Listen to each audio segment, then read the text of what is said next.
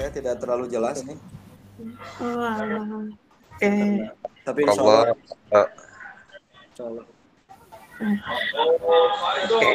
Bu Delisar sudah bisa dimulai, dipersilakan. Boleh. Ya. Bismillahirrahmanirrahim. Rabbi shrah li sadri wa yassir li amri wahlul 'uqdatam min lisani yafqahu qawli. Amma ba'du.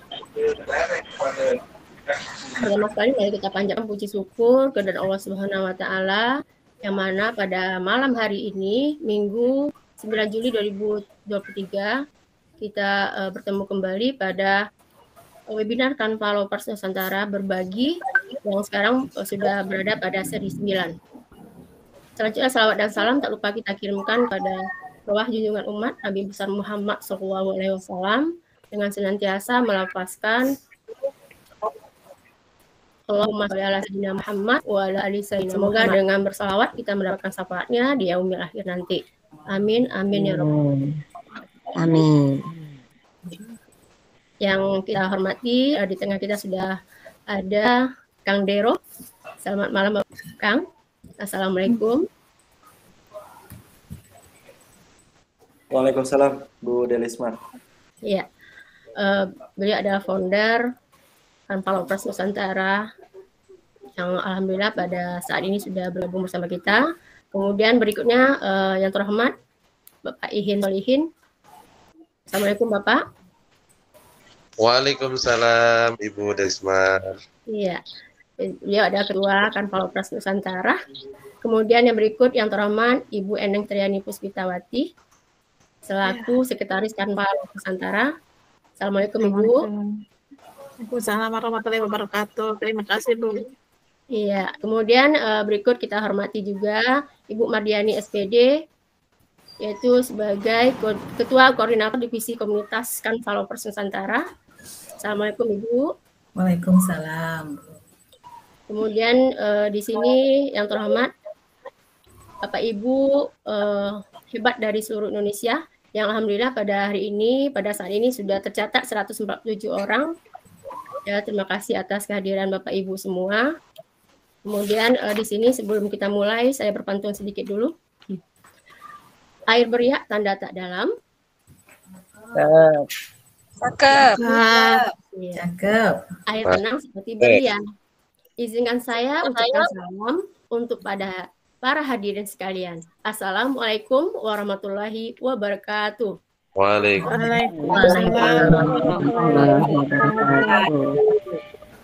Pagi hari makan kelapa, rasanya enak, bikin tertawa. Kita di sini telah berjumpa untuk acara yang istimewa. Ya. Mengapa saya bilang istimewa? Karena pada hari ini narasumber hebat kita langsung adalah founder Kanva Nusantara. Jadi alhamdulillah kita bisa bertemu walaupun dalam secara virtual. Kemudian pada hari ini kita akan mengadakan webinar seri yang ke-9 Kanva Lovers Nusantara. Temanya adalah praktik baik implementasi segitiga resin dalam pembelajaran. Yang insya Allah akan disajikan oleh narasumber hebat kita, Kang Dero, atau kita kenal juga dengan Bapak Denny Rohendi, SPD MPD. Sebelumnya kita ikuti dulu. Yang pertama adalah sambutan dari Ketua Koordinator Divisi Komunitas Kanva Lovers Nusantara yang akan disampaikan oleh Ibu Mardiani SPD. Kepada Ibu, waktu dan layar saya persilakan. Baik, bismillahirrahmanirrahim. Assalamualaikum warahmatullahi wabarakatuh. Waalaikumsalam warahmatullahi wabarakatuh. Pertama-tama mari kita panjatkan puji syukur kehadirat Allah Subhanahu wa taala bahwasanya pada hari ini, pada malam hari ini kita semua masih diberi kesempatan untuk berjumpa walaupun dalam suasana libur yang masih libur sekolah, kemudian weekend juga, tapi subhanallah ini pesertanya sudah tembus sampai ke 155. Nah, ini membuktikan bahwa kita semua masih tetap semangat untuk belajar ya. Kemudian Bapak Ibu tidak lupa pula saya ingin menyapa nih pertama Kang Dero, sehat-sehat ya Kang Dero ya, walaupun ada sedikit katanya matanya sedang ada masalah sedikit, tapi mudah-mudahan tidak menghalangi kegiatan kita hari ini. Dan mudah-mudahan cepat pulih kembali.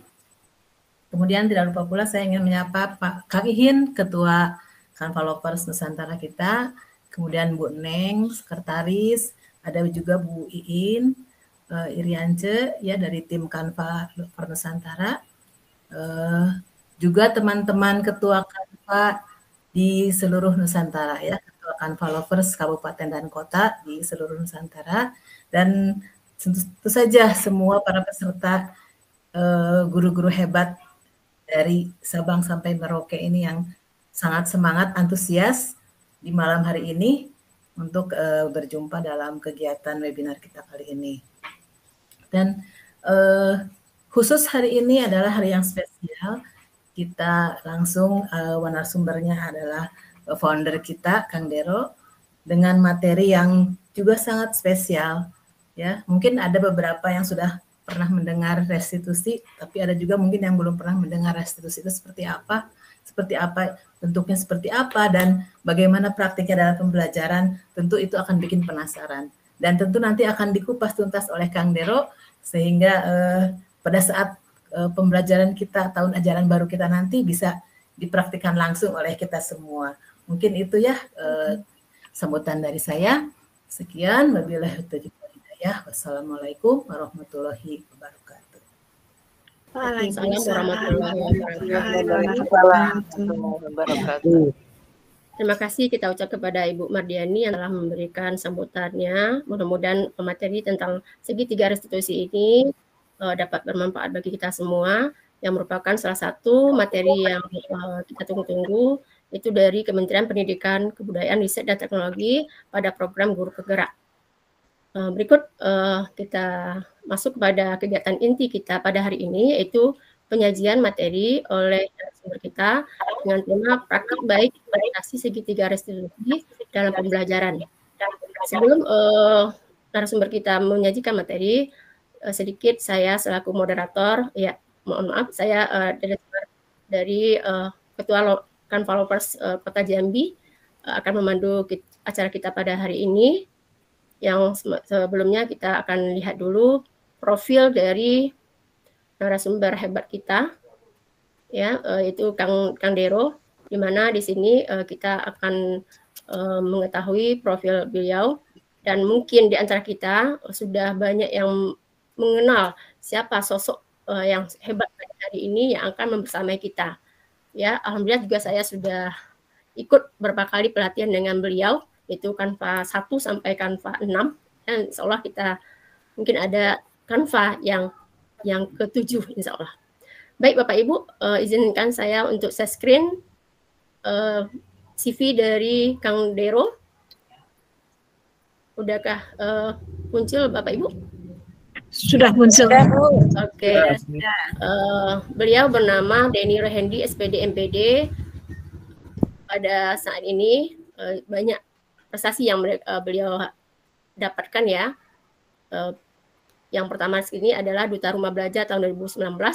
Mungkin dari sini beliau berkiprah di berbagai kegiatan, di mana data pribadinya kita lihat di sini, itu beliau mengajar di SMA Negeri 1 Taman Sari, tapi sebelumnya beliau juga ada mengajar di beberapa sekolah, ya ada di SD Al-Azhar Kota Serang, kemudian SMK Negeri 4 Kota Serang, kemudian SMA Negeri 1 Dramaga, kemudian SMA Islam Hasmi, dan yang terakhir SMA Negeri 1 Taman Sari. Kemudian riwayat pendidikan beliau yaitu SD Negeri Loji, Kabupaten Cianjur, sampai yang pendidikan terakhir beliau adalah S2 Teknologi Pembelajaran Universitas Sultan Ageng Tirtayasa, Kota Serang. Nah, ini riwayat pendidikan beliau.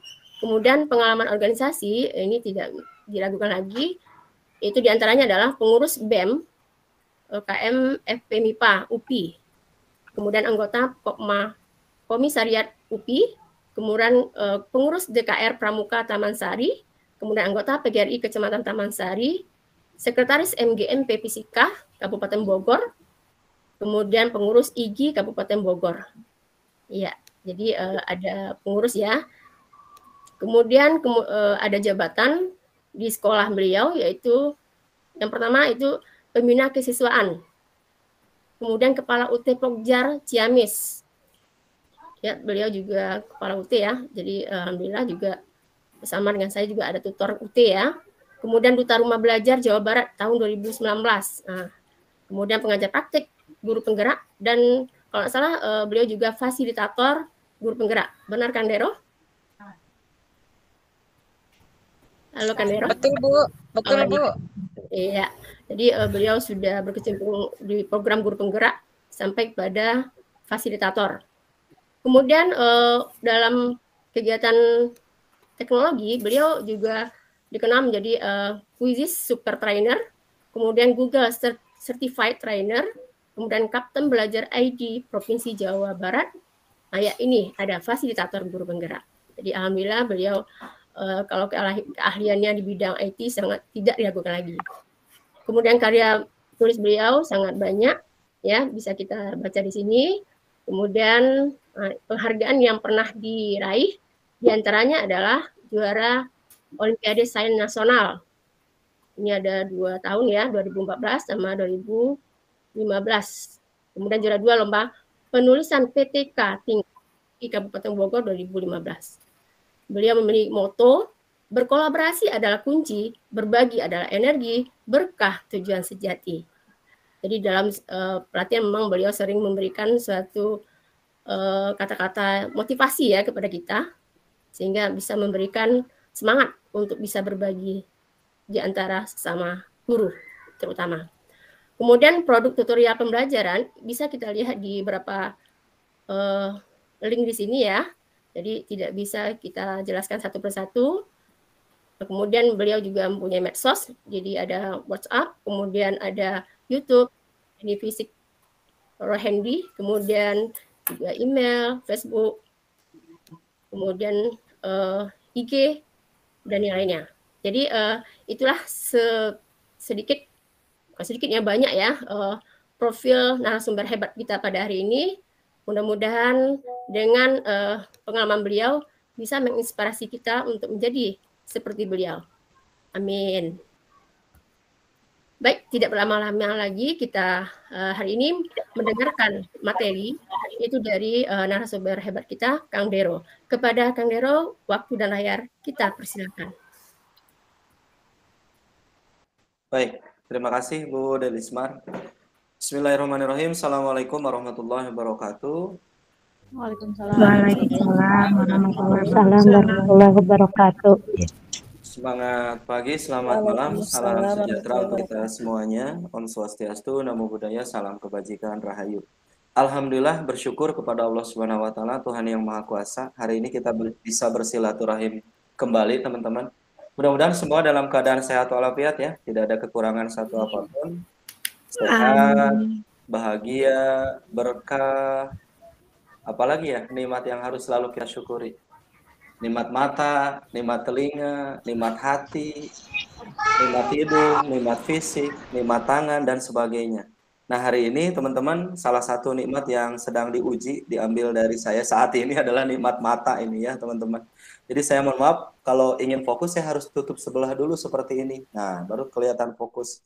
Jadi semuanya seperti berbayang gitu. Ini sudah 2 hari terasa, tadi malam puncaknya.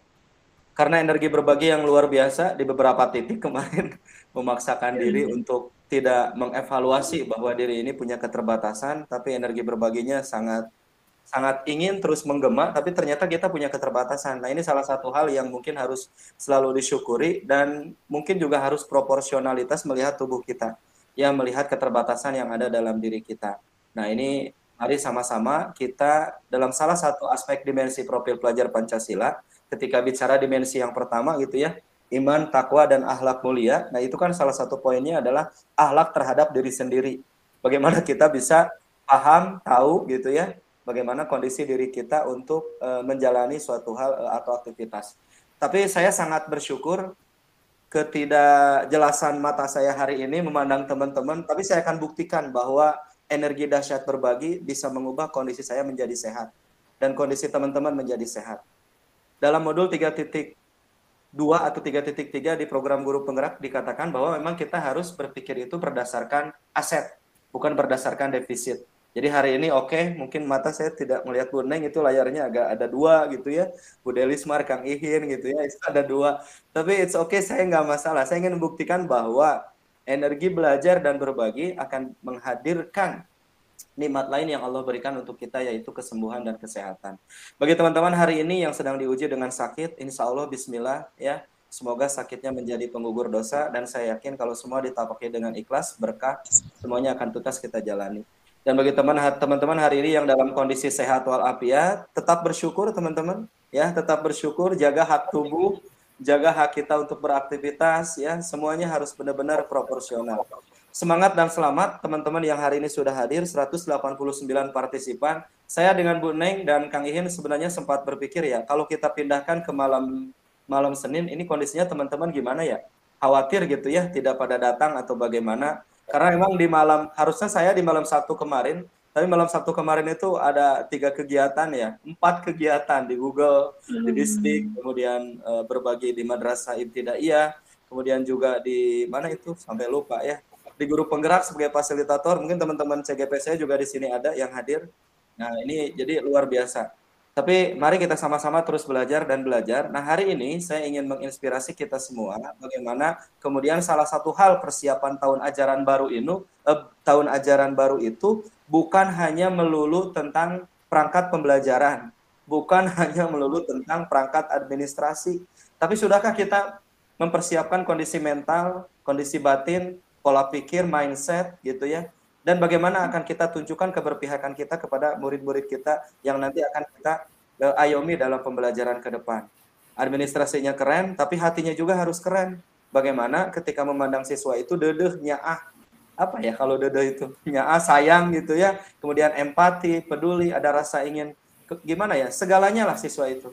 Jadi kalau kita sudah menunjukkan empati yang luar biasa terhadap siswa kita, saya yakin kita akan menjadi guru-guru yang dirindukan, tidak menjadi guru-guru yang ditinggalkan atau ditanggalkan. Teman-teman, kita belum membaca doa ya sepertinya. Mari kita membaca doa dulu pertemuan kita malam ini, semoga berdampak berkah. Bagi yang muslim silahkan membaca basmalah, dan yang non muslim silahkan menyelesaikan. Bismillahirrahmanirrahim. Baik, terima kasih. Nah, sekarang kita uji dulu ya tangannya biar tidak kaku begitu. Silakan tekan raise hand semuanya, teman-teman. Ya, silakan tekan raise hand. Iya, terima kasih. Harus cepat menekannya. Oke, jreng. Iya, ini udah berapa Bu Neng? Makin naik ya, 193. Luar biasa. Oke. Turunkan dengan cepat raise hand-nya. Tek. Turunkan dengan cepat raise hand-nya, silakan. Oke, terima kasih. Cepat, tidak menunggu, cepat. Oke. Tidak dinaikkan Bu, diturunkan. Ada yang naik juga. Turunkan. Nah, ini biar fokus ya. Turun, sudah semuanya. Oke. Baik, mungkin delay ya. Baik. Oke, sekarang mari kita bergembira dengan menekan reaction tertawa. Ayo, 3 kali masing-masing. Jeng. Wah, itu lucu ya. Saya ngelihat emot kayak gitu aja bikin kita tertawa ya. Apalagi kalau benar-benar kita bersua gitu ya, berjumpa silaturahim. Nah, ini luar biasa. Oke, baik, terima kasih. Berikan tanda cinta. Ya, berikan tanda cinta untuk malam Senin yang istimewa. Jeng. Mana cintanya? Oke, terima kasih. Iya. Baik, terima kasih. Alhamdulillah nurut semuanya ya. Oke, setelah itu, ini yang belum raise hand kenapa nih? Pegel, Bu. Silakan diturunkan, Bu Eka, ya. Kemudian Bu Siska, Bu Diana, Bu Karunia. Ayo diturunkan, pegel nantinya ya. Baik, setelah itu mohon dituliskan di chat meet kita. Nah, saya cari dulu chat meetnya. Oke, satu kata yang menginspirasi malam ini. Silakan tuliskan dengan cepat, satu kata saja di kolom semangat. Nah, Bu Apni semangat, belajar. Bu Nida, apa tadi? Wah, terlalu cepat. Ya, restitusi. Wah, aduh, mantap. Terus. Nah, ini mudah-mudahan menginspirasi kita. Kata-kata, wah, ada spektakuler, kemudian ada berubah, bahagia, seru, keren, berkarya, luar biasa. Bahkan ada yang nyebut luar biasa pakai R. Itu berarti saking luar biasanya gitu ya. Apalagi itu have fun katanya, semangat, keren, kuat. Nah iya, sehat juga ya, bahagia, disiplin, gaskeun gitu ya. Oke, teman-teman, alhamdulillah. Ya, luar biasa. Padahal besok hari Senin ya, tapi masih semangat. Tapi kan Seninnya sisanya belum hadir gitu ya. Oke, baik. Terima kasih. 202. Oke, ini mencapai 250 nggak ya? Coba. Oh, katanya tuh. Kata Bu Andrea. Jos. Oke. Mantap. Baik. Terima kasih. Luar biasa. Baik, teman-teman. Terima kasih yang sudah menghadirkan energi kebaikan, energi positif untuk malam ini. Sebelum saya memulai, teman-teman, ya, energi belajar, berbagi yang kita sebut sebagai 6B itu terus ya dijaga, digaungkan, dan mudah-mudahan tetap menjadi semangat kita untuk terus berkiblat kepada peserta didik kita. Belajar tanpa batas katanya, iya betul. Ada 3 ciri profil pelajar Pancasila. Yang pertama, kita harus menjadi, kalau kita menunjuk siswa untuk menjadi profil pelajar Pancasila, berarti kita juga harus menjadi profil guru Pancasila, begitu ya, pendidik Pancasila. Jangan sampai kita menunjuk para siswa untuk memiliki profil pelajar Pancasila, tapi ternyata menghargai perbedaan saja dan keberagaman kita tidak bisa begitu. Ada 3 ciri profil pelajar Pancasila. Yang pertama, siswa kita harus menjadi pembelajar sepanjang hayat. Yang kedua, siswa kita harus memiliki kompetensi global dengan 4C. Dan yang ketiga adalah siswa kita harus berperilaku sesuai dengan norma dan nilai-nilai Pancasila. Nah, mudah-mudahan itu juga terpatri dalam diri kita untuk kedepannya. Baik, saya izin untuk berbagi layar. Nah, saya nyari dulu layarnya. Mana nih layarnya? Iya, di sini. Siap. Nah, udah muncul belum layarnya ya?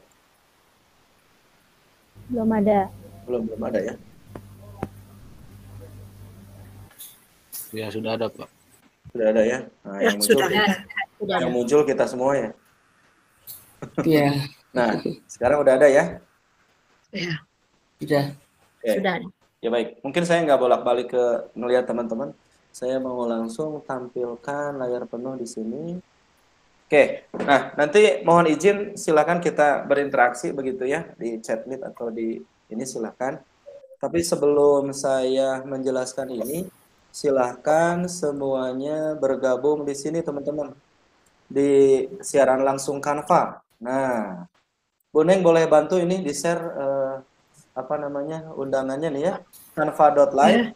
Kemudian masukkan kodenya 282161. Silahkan langsung bergabung ke chat Canva kita, ke Canva live kita. Jadi saya paparan sambil nanti ingin berinteraksi dengan teman-teman tidak di chat meet tapi di chat Canva ini. Yuk, apakah ada yang sudah bergabung? Silahkan.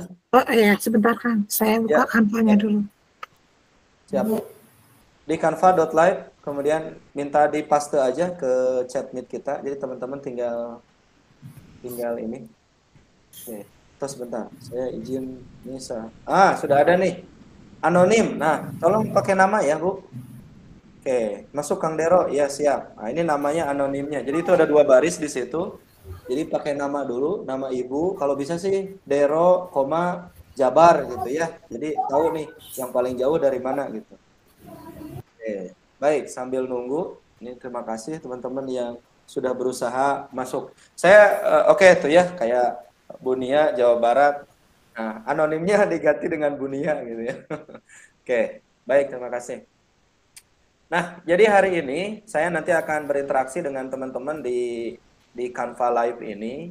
Jadi kalau saya nanti mungkin memberikan pertanyaan, boleh? Nah ini nih, Kaimana Papua Barat anonim. Nah anonimnya nama ibu nih, nama bapak.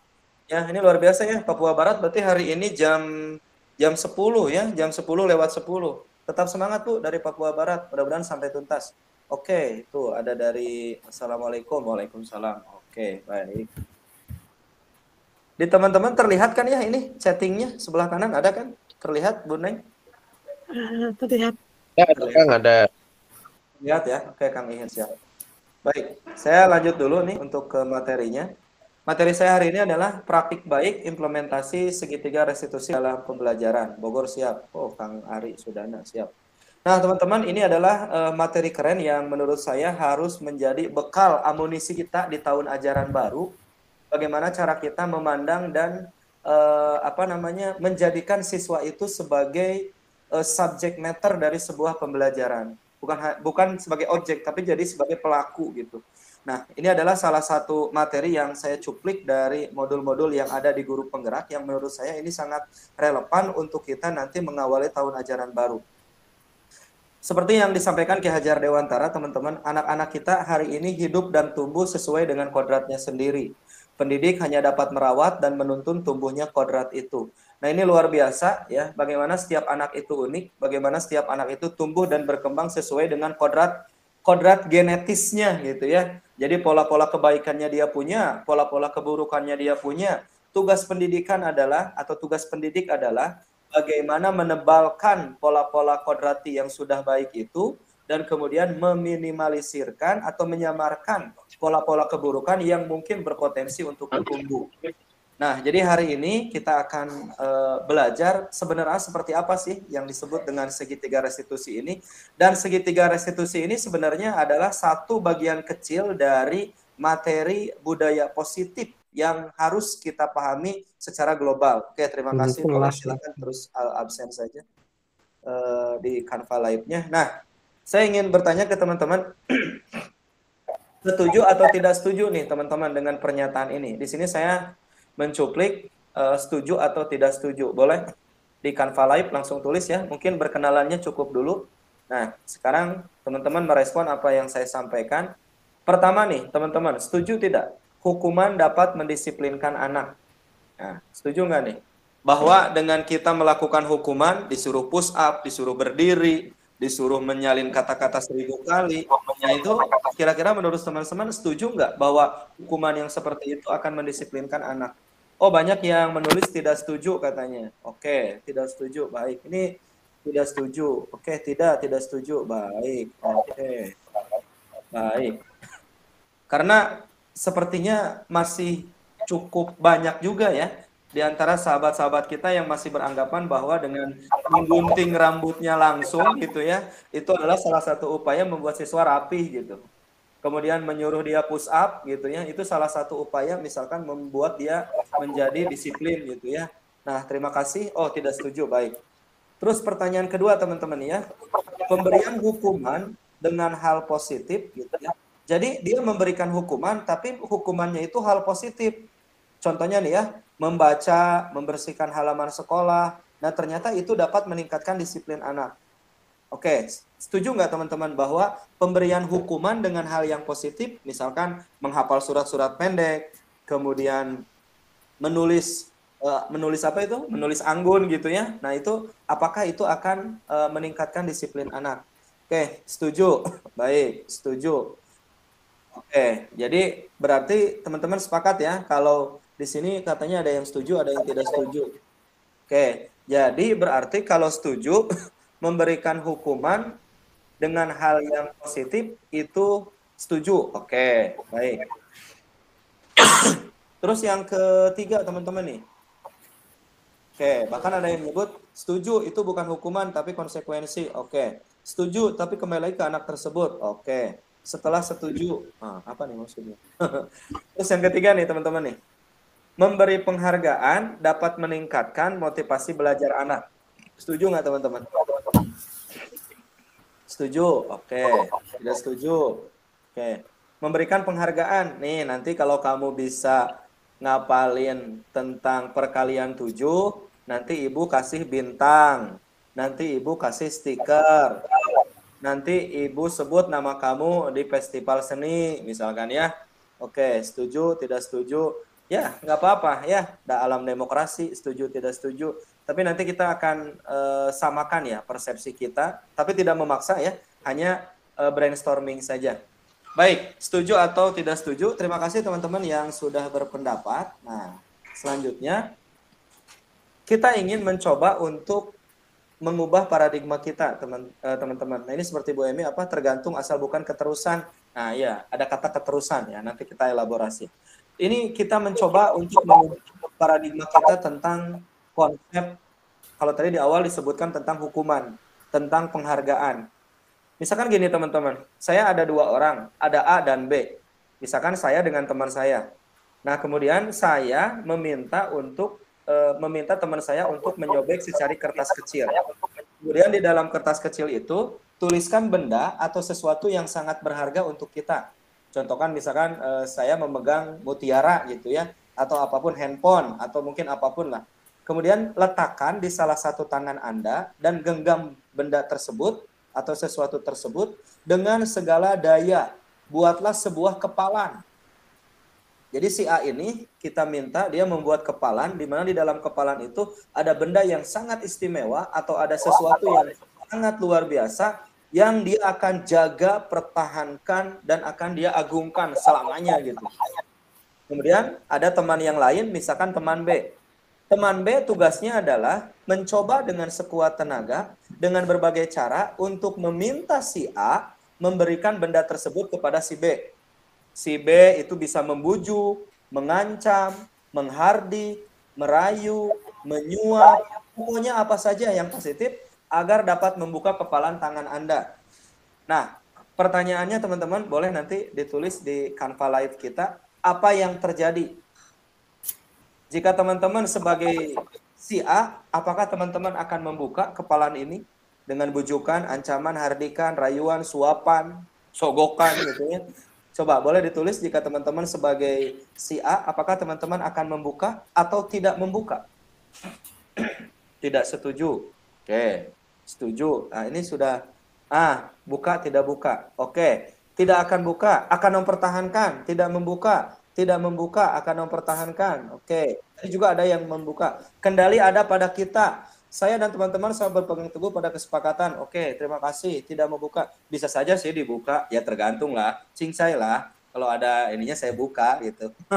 Kalau enggak ya saya enggak mau buka gitu ya. Oke. Berarti di sini ada yang mau dibuka, ada yang sudah dibuka. Nah, membuka atau tidak membuka, kontrol dirinya ada di mana? Kontrol dirinya pasti ada pada si A.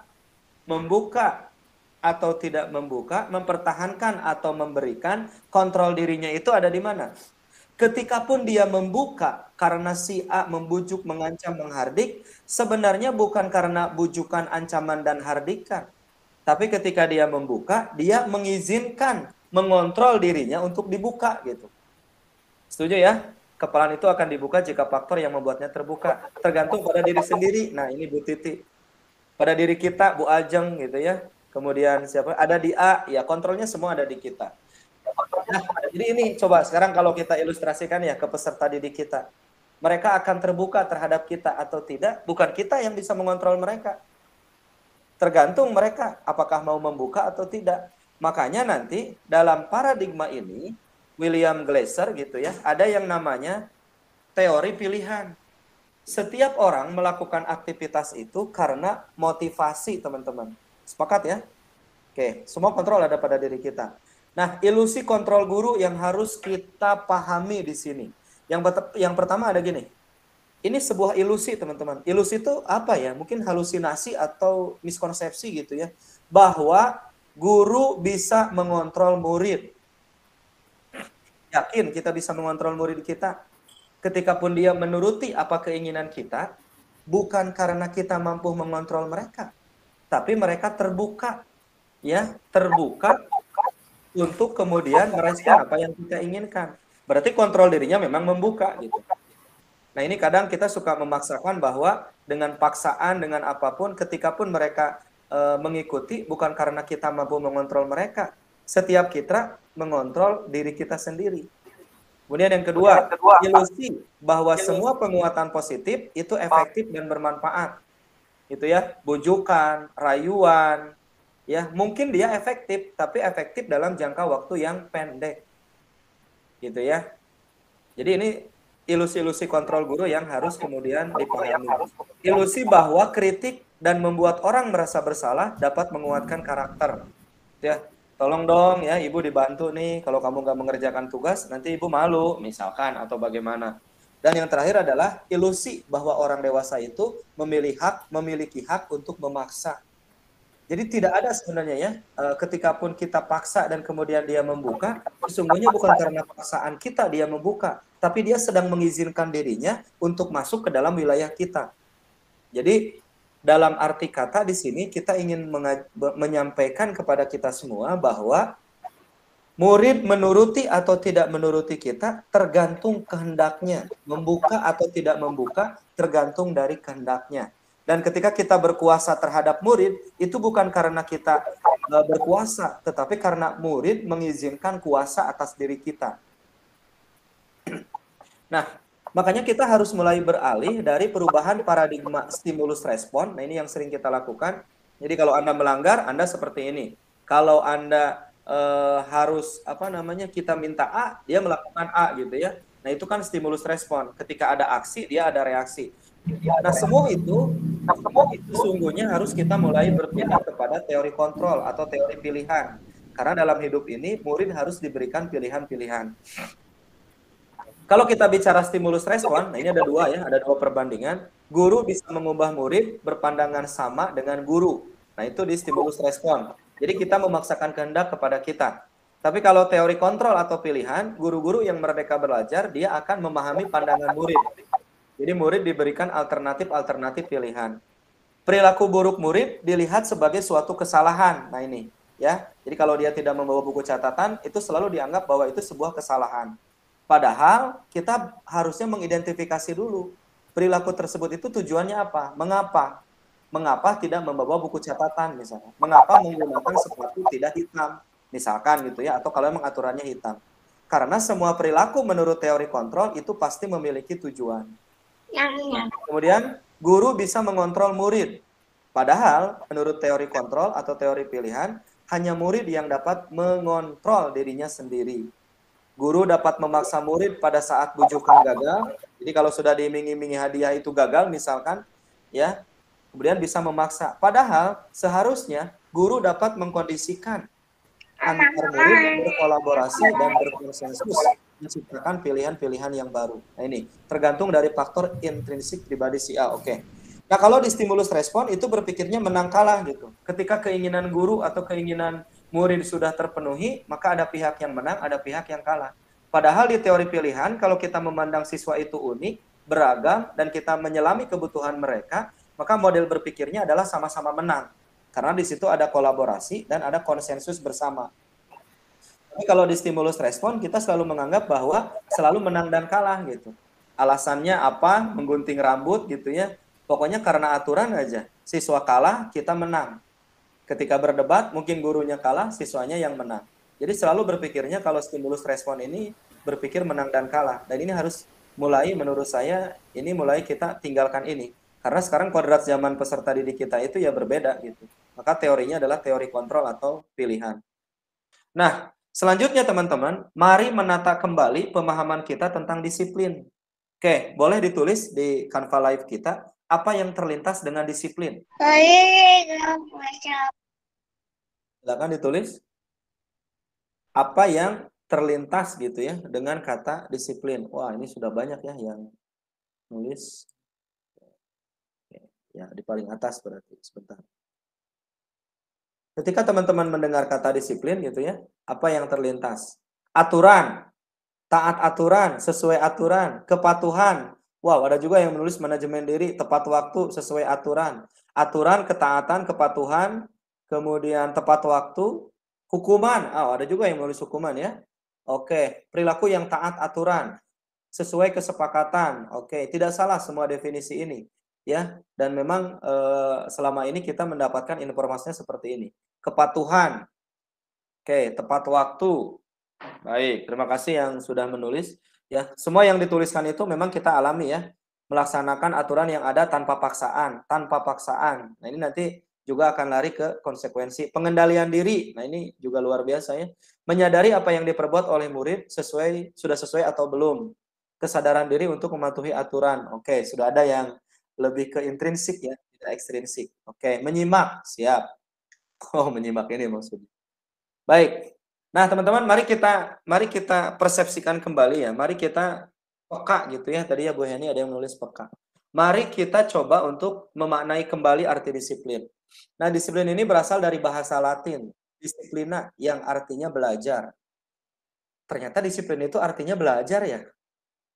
Bukan hukuman, bukan paksaan, bukan penghargaan, bukan kepatuhan gitu ya. Jadi lebih ke artinya sesungguhnya itu secara kosakata dia adalah belajar. Makna asal dari kata ini berkonotasi dengan disiplin diri, teman-teman. Dari murid-muridnya Sokrates dan Plato. Jadi, arti disiplin itu adalah belajar, dan belajarnya itu lebih kepada diri sendiri, disiplin diri. Berarti kalau kita bicara tentang disiplin diri, ada nilai-nilai yang disepakati dalam diri kita, mengapa kita harus melakukan sesuatu gitu. Kita tahu ya teman-teman, kebutuhan manusia itu berbeda-beda begitu ya. Ada 5 kebutuhan dasar manusia, termasuk kebutuhan para siswa kita. Yang pertama, kebutuhan untuk bertahan hidup. Jadi kita harus memastikan gitu. Ketika kita mengajar itu, kita harus memastikan bahwa tidak ada siswa yang sedang menahan lapar gitu. Kemudian ketika dia ngetuk-ngetuk meja, berisik dan sebagainya, bisa jadi kebutuhan dia untuk bertahan hidup tidak terfasilitasi. Kebutuhan apa lagi? Kebutuhan akan pengakuan, kekuasaan, kesenangan, kebebasan, cinta, kasih sayang, dan rasa ingin diterima. Ketika ada pelanggaran dalam sebuah kegiatan atau pembelajaran di kelas, bisa jadi karena ada kebutuhan belajar siswa yang tidak terpenuhi. Makanya kita jangan langsung menjudge bahwa siswa itu nakal gitu, dan tidak ada siswa yang nakal. Jadi ketika siswa berisik, kemudian rame, bisa jadi aspek kebebasannya tidak terpenuhi dalam pembelajaran. Bisa jadi aspek kesenangannya karena pembelajarannya menjenuhkan. Makanya muncul rame dan sebagainya. Disiplin diri membuat orang menggali potensinya menuju sebuah tujuan tentang apa yang dia hargai. Jadi sekarang mari ya, saya mengajak kita semua, kata disiplin itu sesungguhnya lebih kepada diri sendiri. Karena kita ingin menggali potensi dan menghasilkan tujuan-tujuan sesuai dengan nilai-nilai yang kita hargai gitu. Tapi dalam budaya kita, nah ini sudah terjadi pergeseran teman-teman. Dari sejak saya SD, bahkan sebelum masuk SD sekalipun, makna kata disiplin ini telah berubah menjadi apa? Sesuatu yang dilakukan oleh seseorang pada orang lain untuk mendapatkan kepatuhan. Jadi kesannya itu apa ya? Ancaman, paksaan gitu ya. Kalau kamu tidak melakukan ini, maka kamu ini seperti ini gitu. Nah, ini mungkin bahan refleksi kita ya teman-teman ya. Tidak ada benar dan salah di sini. Tapi mungkin lebih kepada hati kita bahwa apa yang kita persepsikan hari ini tentang kedisiplinan, semuanya apa ya, cenderung memaksakan orang lain untuk mematuhi peraturan gitu, untuk mendapatkan supaya patuh. Jadi mereka yang patuh, itulah mereka yang disiplin. Betul, endingnya adalah kepatuhan. Tapi yang harus kita gali apa? Nilai-nilai diri mengapa mereka harus patuh gitu. Dan kecenderungan umum adalah menghubungkan kata disiplin dengan apa teman-teman? Ketidaknyamanan, bukan dengan apa yang dihargai, yang kita hargai, atau pencapaian suatu tujuan mulia. Jadi memaksakan anak untuk disiplin itu membuat rasa tidak nyaman di diri anak. Yang seharusnya dilakukan adalah kemudian menyadarkan anak bagaimana harus melakukan satu perilaku disiplin tepat waktu. Jadi jangan memaksakan mereka untuk tepat waktu, tetapi mendiskusikan dan menggali potensi anak, mengapa mereka harus menyadari dan berperilaku tepat waktu. Berarti bukan ekstrinsik, tapi intrinsik. Nah itulah nanti yang akan kita gali dalam restitusi. Jadi makna disiplin yang hari ini sudah ada, perlahan kita tarik menjadi konsepnya adalah belajar dan lebih kepada diri sendiri gitu. Disiplin diri. Ini nanti untuk bekal MPLS ya di yang akan datang di tahun ajaran baru ini. Nah, makanya muncullah disiplin positif, teman-teman. Berarti kalau ada disiplin positif, ada disiplin negatif. Nah, nanti kita cek ya. Jadi nanti ada 2 identitas, disiplin yang berujung identitas gagal dan disiplin yang berujung pada identitas sukses. Disiplin positif ini lebih kepada disiplin diri sendiri, disiplin untuk mau belajar. Berkaitan dengan apa? Karakter seseorang dalam bentuk sikap dan tingkah laku yang terbentuk dari kesadaran dalam diri sendiri, terinternalisasi dalam diri sendiri. Kemudian munculnya tanggung jawab terhadap apa yang mereka lakukan dan berdasar kepada nilai-nilai kebajikan universal. Jujur, bersyukur, lurus hati, berprinsip, memiliki integritas, kasih sayang, rajin, komitmen, percaya diri, mandiri, dan lain sebagainya. Jadi, kalau siswa harus hadir tepat waktu, bukan karena takut di depan ada pembina kesiswaan yang sudah menjaga di gerbang sekolah gitu. Jadi kalau siswa hadir tepat waktu, kita harus mulai membangun disiplin positif. Mengapa mereka harus datang tepat waktu? Berarti harus diangkatnya nilai-nilai kebajikan universalnya apa? Oh, karena saya ingin, kenapa saya harus hadir tepat waktu? Karena saya menghargai komitmen yang ada pada diri saya. Jadi punya nilai-nilai diri yang ingin diangkat gitu. Nah, jadi mari kita sama-sama, hari ini kita sama-sama merefleksi diri kita sendiri tentang apa yang sudah kita lakukan hari ini.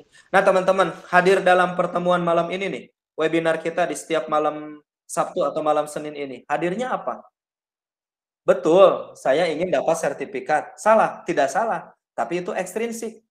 Ketika sertifikat tidak ada gimana? Ya tidak hadir. Karena yang dikejarnya sertifikat gitu. Tapi kalau ingin menunjukkan ada nilai-nilai dalam diri sendiri bahwa saya harus belajar. Karena dengan belajar saya akan tumbuh, saya akan berkembang, saya akan menghargai siswa saya nanti, saya akan mampu memfasilitasi siswa saya nanti, saya ingin update ilmu, nah itu luar biasa. Tapi kalau hadirnya hanya sebagai tim para pemburu sertifikat, ketika dalam webinar itu tidak ada sertifikat, pasti dia nggak hadir. Teman-teman ikut lomba, ikut apapun, itu karena apa? Ya, saya karena ingin diberikan jempol oleh kepala sekolah. Salah tidak? Tidak salah. Tapi tidak akan bertahan lama. Motivasi yang paling dahsyat itu ketika hadirnya motivasi intrinsik. Hari ini, saya ingin sehat. Saya hadir di sini, sebenarnya saya bisa aja tadi membatalkan ke Ibu Neng. Bu Neng, mohon maaf, saya sakit, saya nggak bisa. Selesai, bisa batal gitu. Tapi ada nilai-nilai dalam diri saya yang ingin saya tunjukkan. Satu, saya komitmen dengan jadwal. Yang kedua, saya ingin menunjukkan bahwa saya bertanggung jawab. Dan yang ketiga, saya ingin menunjukkan bahwa saya ingin belajar dan tertantang. Dan yang keempat, yang paling saya dahsyat adalah saya ingin membuktikan bahwa dengan belajar dan berbagi seperti ini, saya bisa sehat gitu. Itu nilai-nilai diri. Makanya saya sampaikan tadi, ada tidak ada kita, mau bertiga, berempat, tetap jalan gitu. Kecuali kalau sendiri mungkin tidak jalan. Andaikan cuma saya dan Kang Ihin, atau cuma saya dan Bu Neng, ya kita tetap jalan saja. Nggak apa-apa.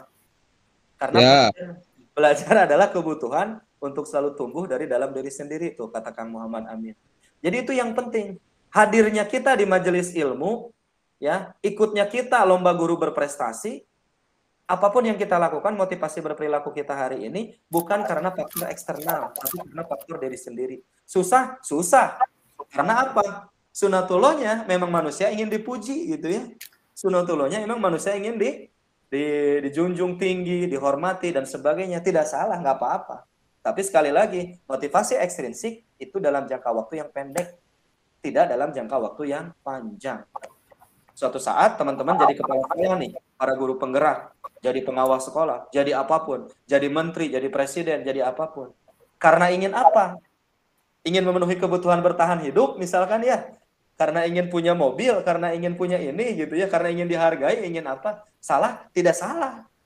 Tapi yang lebih penting adalah angkat nilai-nilai intrinsiknya. Ingin apa? Kenapa aku melakukan ini?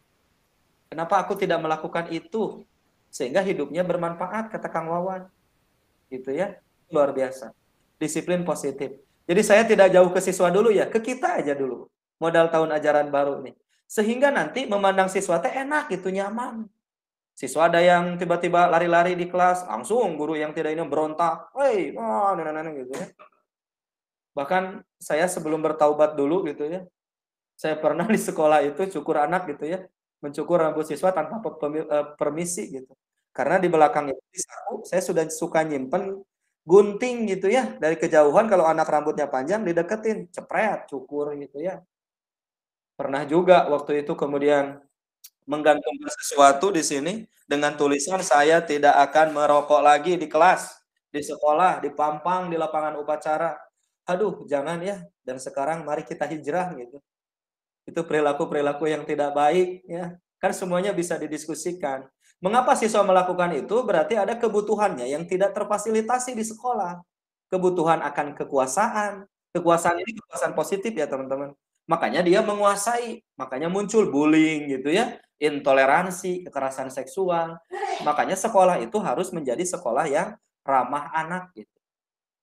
Jadi menjadi rumah kedua. Mengapa muncul istilah disiplin positif? Karena selama ini kita masih menganggap bahwa, dan ini tidak salah, disiplin itu adalah patuh terhadap aturan, norma, tapi ujungnya ada kesan ketidaknyamanan atau terpaksa. Makanya muncul lompat pagar gitu ya, membuli, kemudian memecahkan kaca gitu kan. Kemudian bangku tiba-tiba jadi bergoyang gitu ya, asalnya 4 kakinya jadi 3 karena rusak. Ada ketidaknyamanan. Maka ini fungsi kita bersama mengidentifikasi apa sih kebutuhan belajar siswa hari ini. Kemudian yang kedua, disiplin itu seharusnya terbentuk karena motivasi intrinsik dari dalam diri seseorang. Kenapa dia mau melakukan itu? Berarti hari ini pentingnya dibangun satu kondisi di sekolah, ngariung bareng dengan siswa, untuk sama-sama meyakini nilai-nilai kebaikan apa yang mau digali dan dijadikan dasar sebagai upaya untuk menciptakan kelas yang nyaman, tertib, teratur, sama-sama selamat, bahagia, itu yang penting. Mari kita coba di tahun ajaran baru. Betul ya, banyak hal yang kemudian timbul. Perilaku remaja, ya, kenakalan remaja, dan sebagainya. Mengapa di luar jadi sporadis itu? Nah, bisa jadi di dalam kinestetiknya tidak terfasilitasi. Ketika dia berlari-lari, harusnya guru yang merdeka belajar memfasilitasi.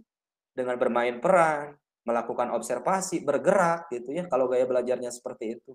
Sehingga tidak akan muncul tawuran di luar dan sebagainya. Makanya kita tidak bisa menyalahkan siapapun, tapi ini peran kita bersama. Disiplin seharusnya terbentuk karena motivasi intrinsik. Oh, ini sama ya. Oke, yang terinternalisasi dalam karakter kita. Bukan karena ekstrinsik. Karena ekstrinsik boleh? Boleh, tapi kuatkan. Mengapa kamu melakukan itu? Sehingga yang muncul adalah intrinsik. Nah, ketika anak itu melakukan satu hal apapun, termasuk kita sebagai guru, kita melakukan mengajar tepat waktu itu karena apa? Kita kemudian memfasilitasi si A yang inklusi ini karena apa? Itu semua harus berdasarkan nilai-nilai kebajikan universal. Nah, teman-teman tahu nggak? Ada satu nilai-nilai di dunia ini ya, ada nilai-nilai yang disepakati lintas agama, lintas bahasa, lintas suku bangsa, lintas latar belakang, apapun. Kejujuran di Eropa ada nggak? Di Indonesia ada nggak? Toleransi di Indonesia ada nggak? Empati, peduli di negara lain ada nggak? Nilai-nilai kebajikan universal itulah nilai-nilai sunnatullah yang secara ilahiyah Allah hadirkan, Tuhan hadirkan untuk kita. Nilai-nilai kebaikan, bahkan lebih dahsyat kebajikan. Dan nilai-nilai itulah yang kemudian harus kita angkat dalam setiap kali interaksi kita bersama peserta didik.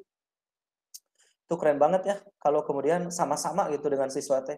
Dedehnya gitu ya, kasih sayang dengan mereka, saling mendukung, diangkat kemudian. Apa sih yang harus kita yakini di kelas kita ini? Ya. Nah, dengan mengaitkan nilai-nilai kebajikan yang diyakini seseorang, maka motivasi intrinsiknya akan terbangun.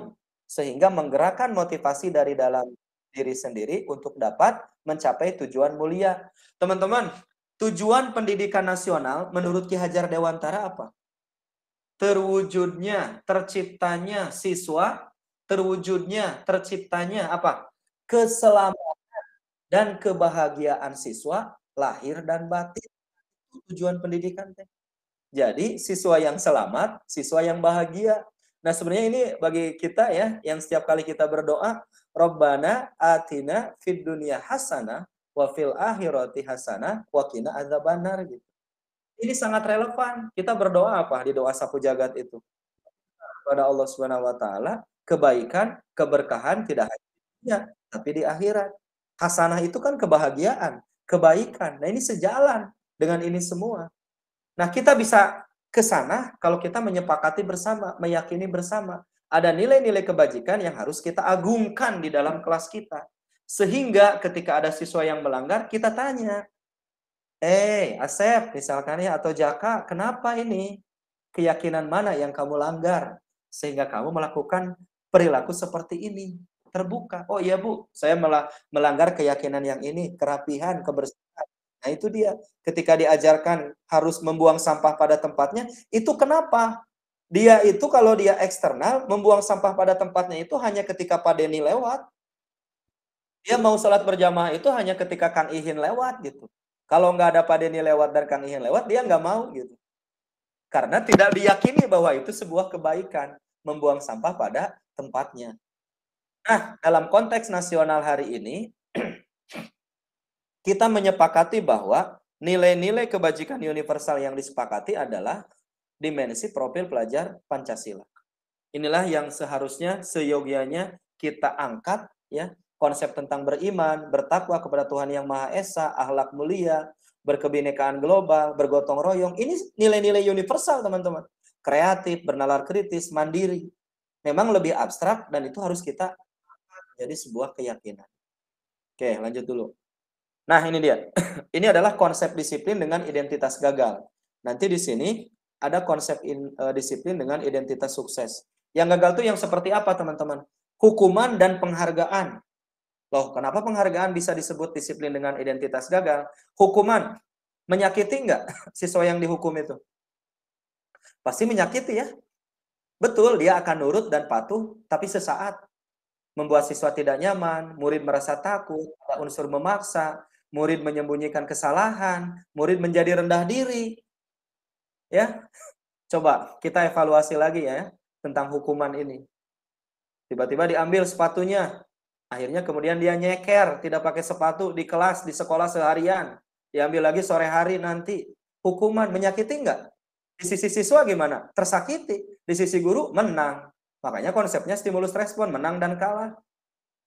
Nah, itu jangan lagi dilakukan karena itu menyakiti, membuat rasa tidak nyaman. Dia nurut, iya, tapi sesaat, tapi akan muncul murid pendendam di kemudian hari.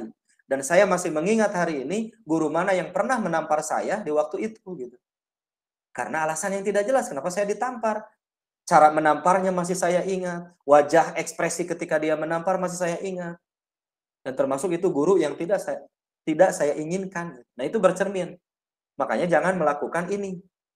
Penghargaan juga sama, teman-teman. Ya, ketika satu momen siswa tidak diberikan stiker oleh gurunya, dia akan merasa menjauh dari gurunya. Lah, Bu Guru kok nggak memberikan stiker? Loh, Bu Guru kok tumben nggak menyapa aku? Ya, loh, Bu Guru kok tumben ya? Biasanya suka dipanggil. Nah, itu merusak hubungan dalam sebuah relasi. Penghargaan juga bisa mematikan kreativitas. Kalau kamu bisa mengerjakan ini, kamu nanti dapat bintang. Yang muncul adalah kompetisi, termasuk menghukum dengan sistem ranking. Nah, ini juga makanya sekarang di era kurikulum ini kan, termasuk di kurikulum sebelumnya tidak ada lagi ini ranking. Merampas hak untuk menghargai dirinya. Jadi semua motivasinya karena penghargaan. Nah, konsep disiplin dengan identitas yang sukses ini ada dua, teman-teman. Ini konsekuensi. Jadi kalau kamu Amir, itu tolong dihapus coretan kamu di dinding. Ya, berarti dia diminta untuk membersihkan. Nah, itu konsekuensi. Karena dengan perencanaan. Kalau hukuman biasanya spontanitas. Tapi kalau dia konsekuensi, biasanya dia berdasarkan kesepakatan. Jadi kalau Anda melakukan ini, Anda dapat ini. Kalau Anda tidak melakukan ini, Anda dapat ini. Baik tidak yang seperti itu, setidaknya ini lebih baik daripada hukuman dan penghargaan. Karena di sini konsekuensi, sebab dan akibat. Perlu monitoring berkelanjutan, tapi harus selalu dipantau. Masih masuk kategori stimulus respon. Murid akan menghormati peraturan. Kemudian kehilangan waktu untuk merenungi kesalahan. Nah, di sini yang konsekuensi ini sedikit lebih baik daripada yang tadi.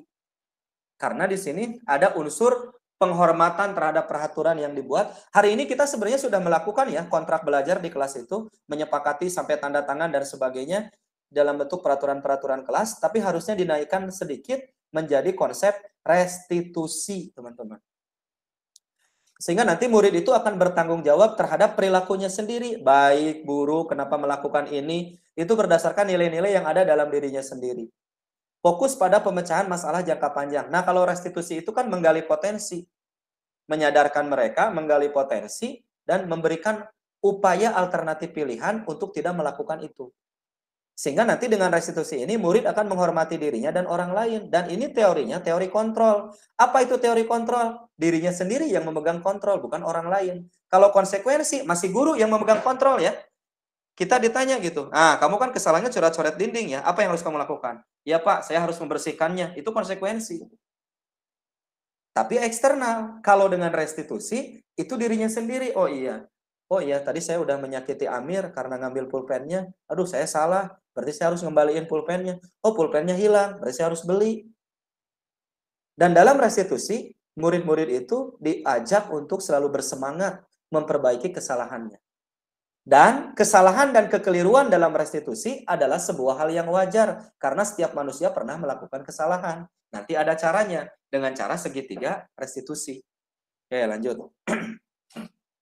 Nah, teman-teman ini, hukuman PS konsekuensi.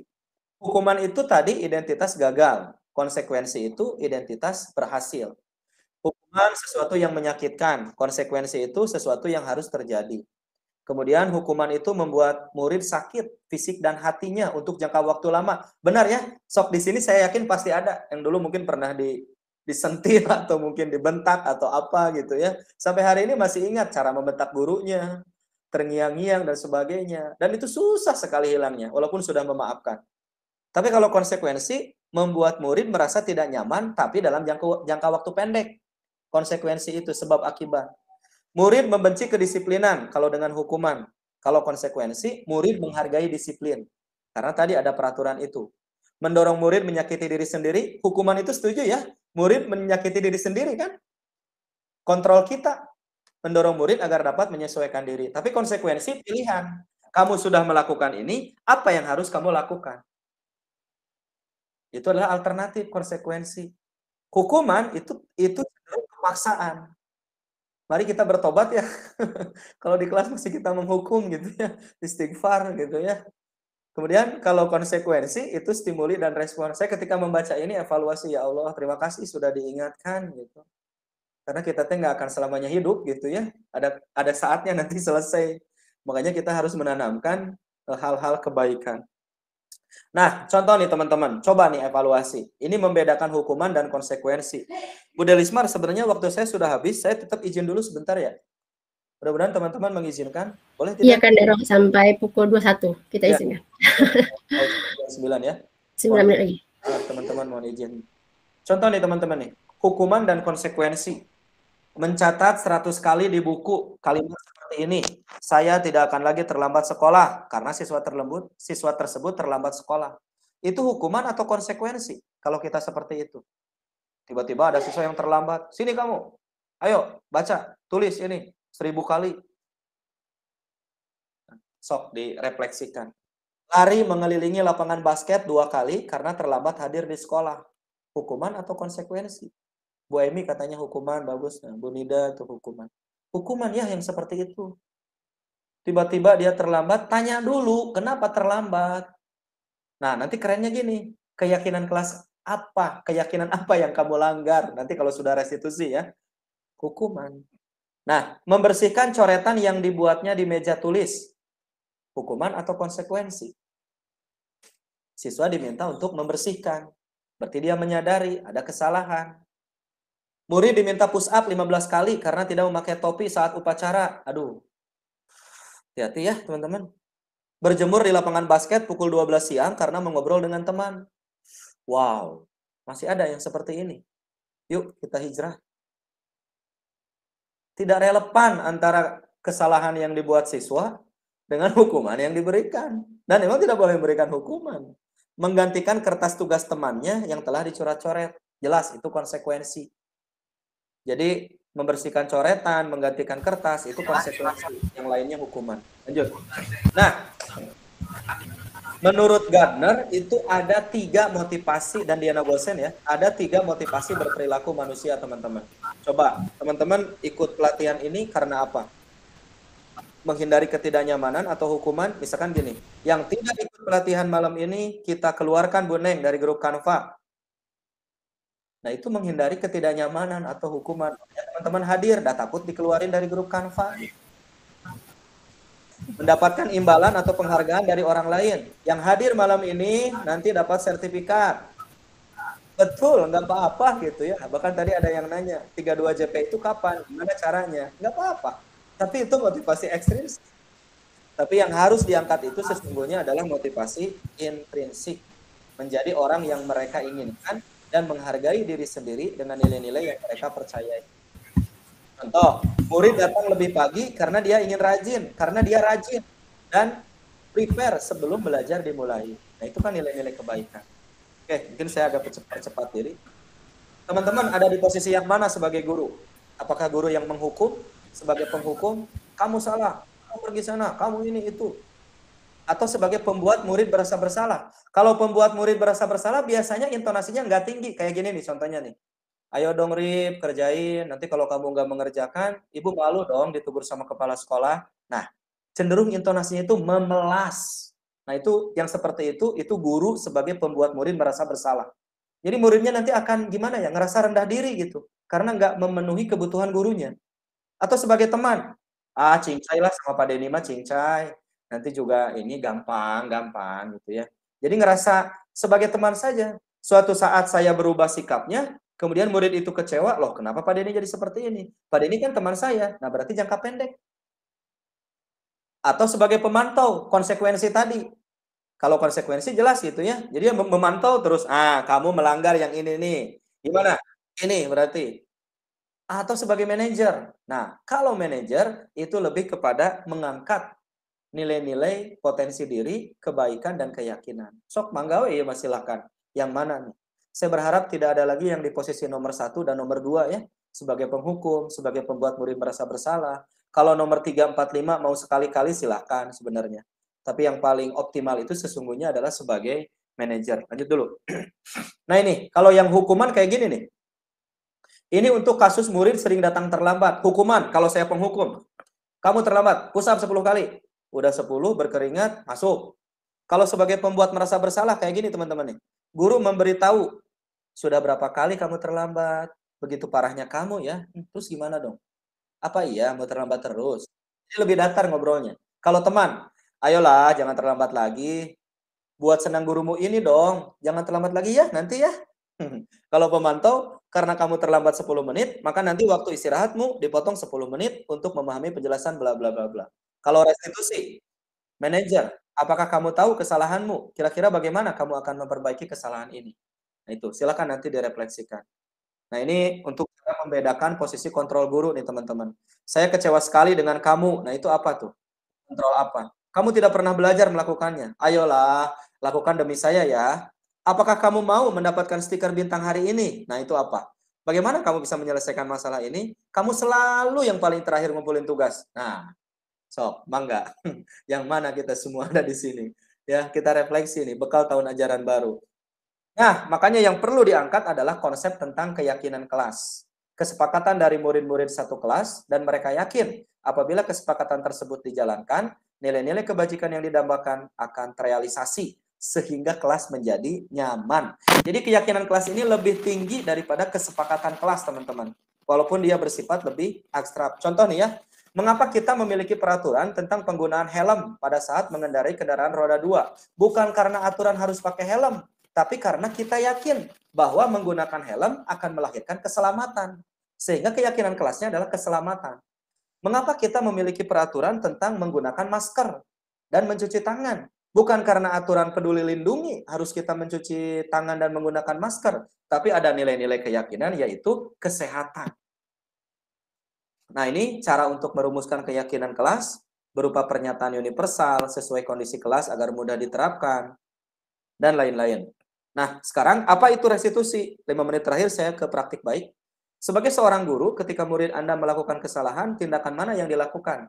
1, ada guru yang menunjukkan kesalahannya dan meminta murid untuk melihat kesalahannya baik-baik. 2, ada yang mengatakan, kamu seharusnya tahu bagaimana kamu seharusnya bertindak. Ada juga yang mengingatkan murid akan kesalahan yang sama di waktu sebelumnya. Terlambat lagi. Kamu ingat, kemarin kamu terlambat. Kemarinnya lagi kamu terlambat. Jangan sampai terlambat lagi. Kamu tuh udah 1000 kali terlambat. Nah, ada yang bertanya, kenapa kamu melakukan sesuatu yang seharusnya tidak kamu lakukan? Ada yang mengkritik atau ada yang mendiamkannya. Nah, semua ini adalah mengarah kepada identitas murid yang gagal. Nah, seharusnya kita sebagai guru adalah restitusi, teman-teman. Menciptakan kondisi bagi murid untuk memperbaiki kesalahan mereka, sehingga mereka bisa kembali pada kelompok mereka dengan karakter yang lebih kuat. Nah, restitusi ini ciri-cirinya adalah bukan untuk menebus kesalahan, namun untuk belajar dari kesalahan. Memperbaiki hubungan, dia berupa tawaran bukan paksaan. Restitusi menuntun untuk melihat ke dalam diri. Saya langsung saja, ini dia segitiga restitusi ketika siswa melakukan kesalahan, teman-teman. Pertama, menstabilkan identitas. Nah, itu ada di bagian alas. Tidak ada manusia yang sempurna, nak. Kamu wajar melakukan kesalahan ini. Tidak ada manusia yang sempurna. Jadi stabilkan dulu identitas ketika siswa melakukan kesalahan. Jangan langsung salah lagi. Gimana sih kamu ini? Oh, udah langsung down kayak gitu.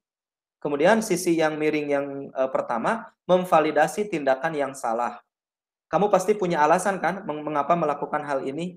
Ibu juga paham. Coba, apa alasan kamu? Kenapa kamu melakukan hal ini? Dan yang ketiga yang paling tinggi derajatnya adalah menanyakan keyakinan. Ya, keyakinan apa yang kamu langgar? Apa bayangan kamu tentang kelas yang nyaman? Bagaimana seharusnya keyakinan itu diwujudkan? Nah, nanti saya akan coba. Nah, ini dia.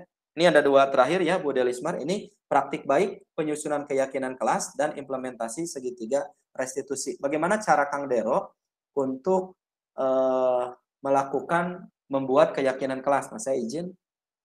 Oke. Sini dulu ya. Sedikit, ada 2 slide lagi.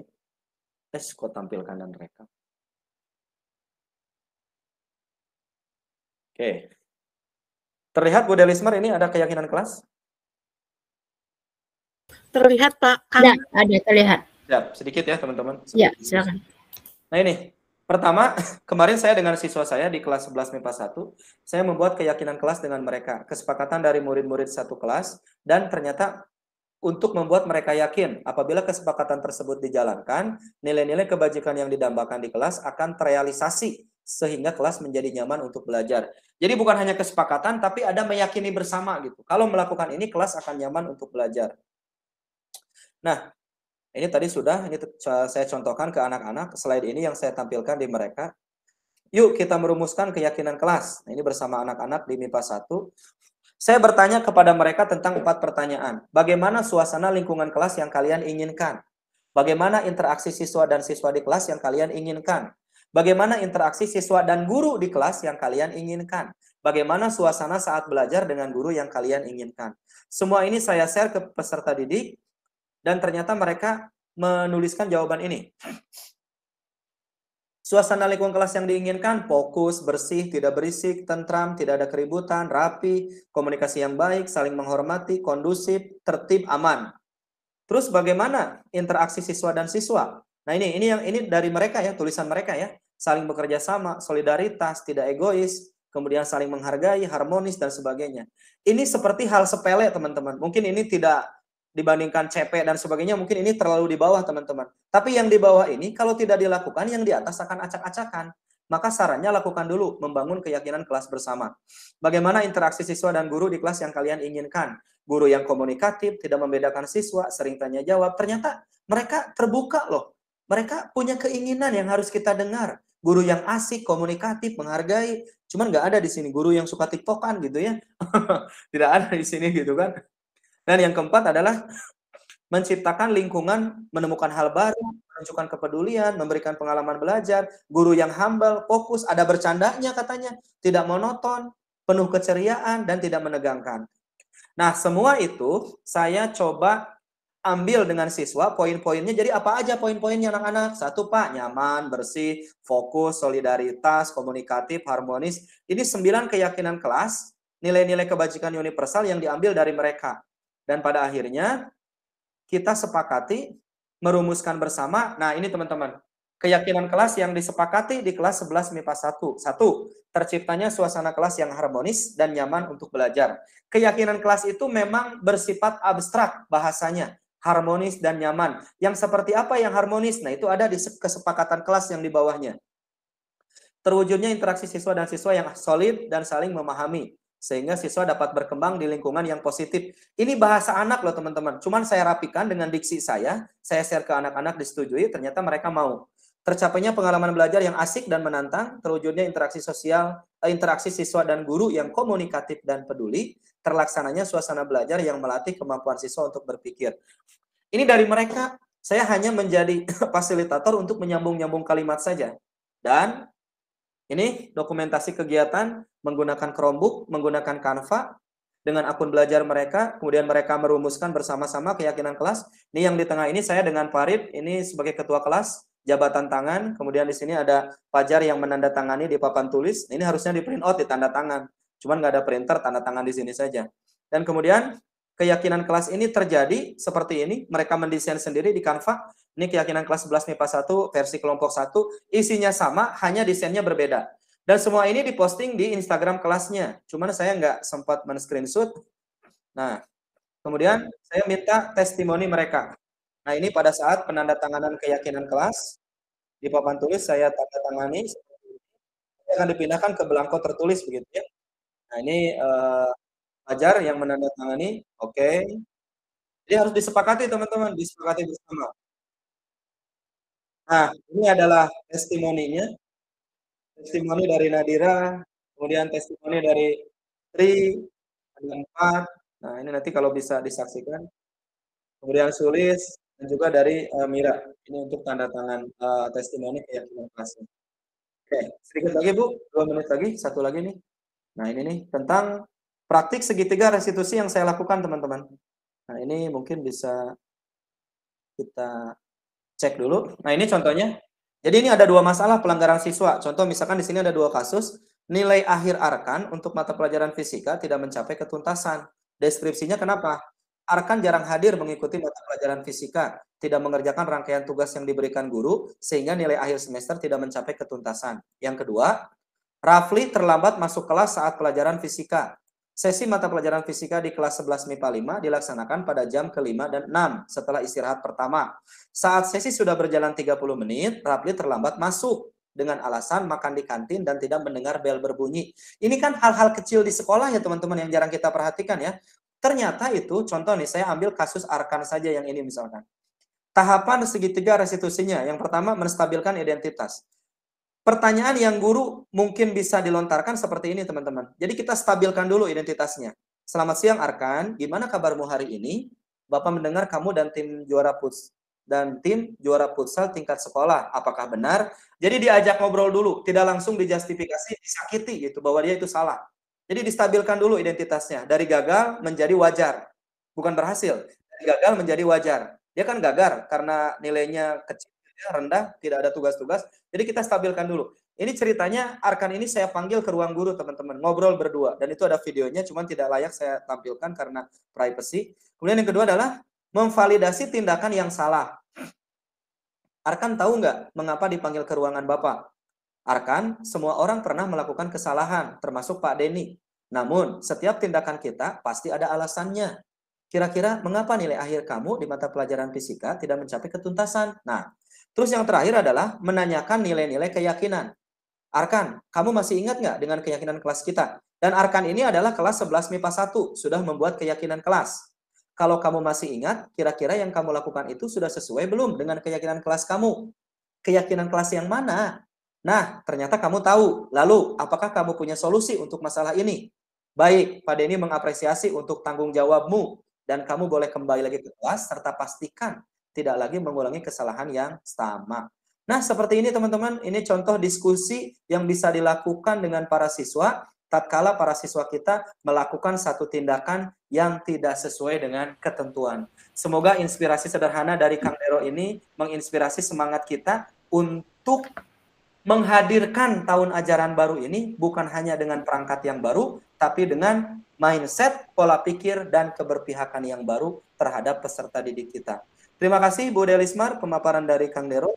Maaf 2108, semoga tidak keberatan. 256, terima kasih. Yuk, saya tutup dulu. Assalamualaikum warahmatullahi wabarakatuh. Waalaikumsalam warahmatullahi warahmatullahi wabarakatuh. Alhamdulillah sungguh banyak ilmu yang kita dapat dari Kang Dero pada malam ini sehingga kita tak terasa waktu kita sudah menunjukkan pukul 21:08. Tapi ini adalah pengalaman yang sangat berharga bagi kita karena penyajian beliau sangat menarik dan rasanya waktunya cukup singkat ya. Mudah-mudahan lain waktu kita akan mendengarkan kembali paparan dari beliau. Jadi intinya pada awal tahun ajaran baru kita diharapkan bisa memberikan kondisi mental yang pas, kemudian tidak hanya fokus pada perangkat, kemudian memberikan energi belajar dengan menunjukkan ciri profil Pancasila. Di antaranya segitiga restitusi yang merupakan salah satu budaya positif. Kemudian restitusi bukan menebus kesalahan, namun untuk belajar dari kesalahan, sehingga tujuannya untuk memperbaiki hubungan. Mungkin itu intisari dari yang disampaikan oleh Kang Dero. Dari penjelasan Kang Dero mungkin ada Bapak Ibu yang bertanya. Kita hilangkan dulu yang raise hand nih Bapak Ibu, karena dari awal tadi ini raise hand-nya nggak turun-turun. Jadi mungkin kita akan memilih dari penanya nanti yang raise hand, atau memang ini akan bertanya nih, ada Ibu Karunia, kemudian Bu Andria, Bu Aminah, atau yang lain. Baiklah Bapak Ibu, menampaknya memang ingin bertanya. Kita persilakan yang pertama dari Ibu Karunia Dwi Mulyaningsih. Jadi caranya Bapak Ibu silakan diaktifkan mic-nya, kemudian perkenalkan diri dan berasal dari sekolah mana. Silakan Ibu Kurnia Dwi Mulyaningsih.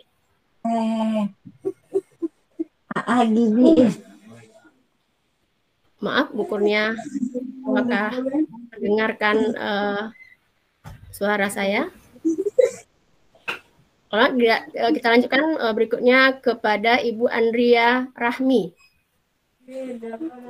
Halo Bu Andria. Halo. Ya, silakan Ibu.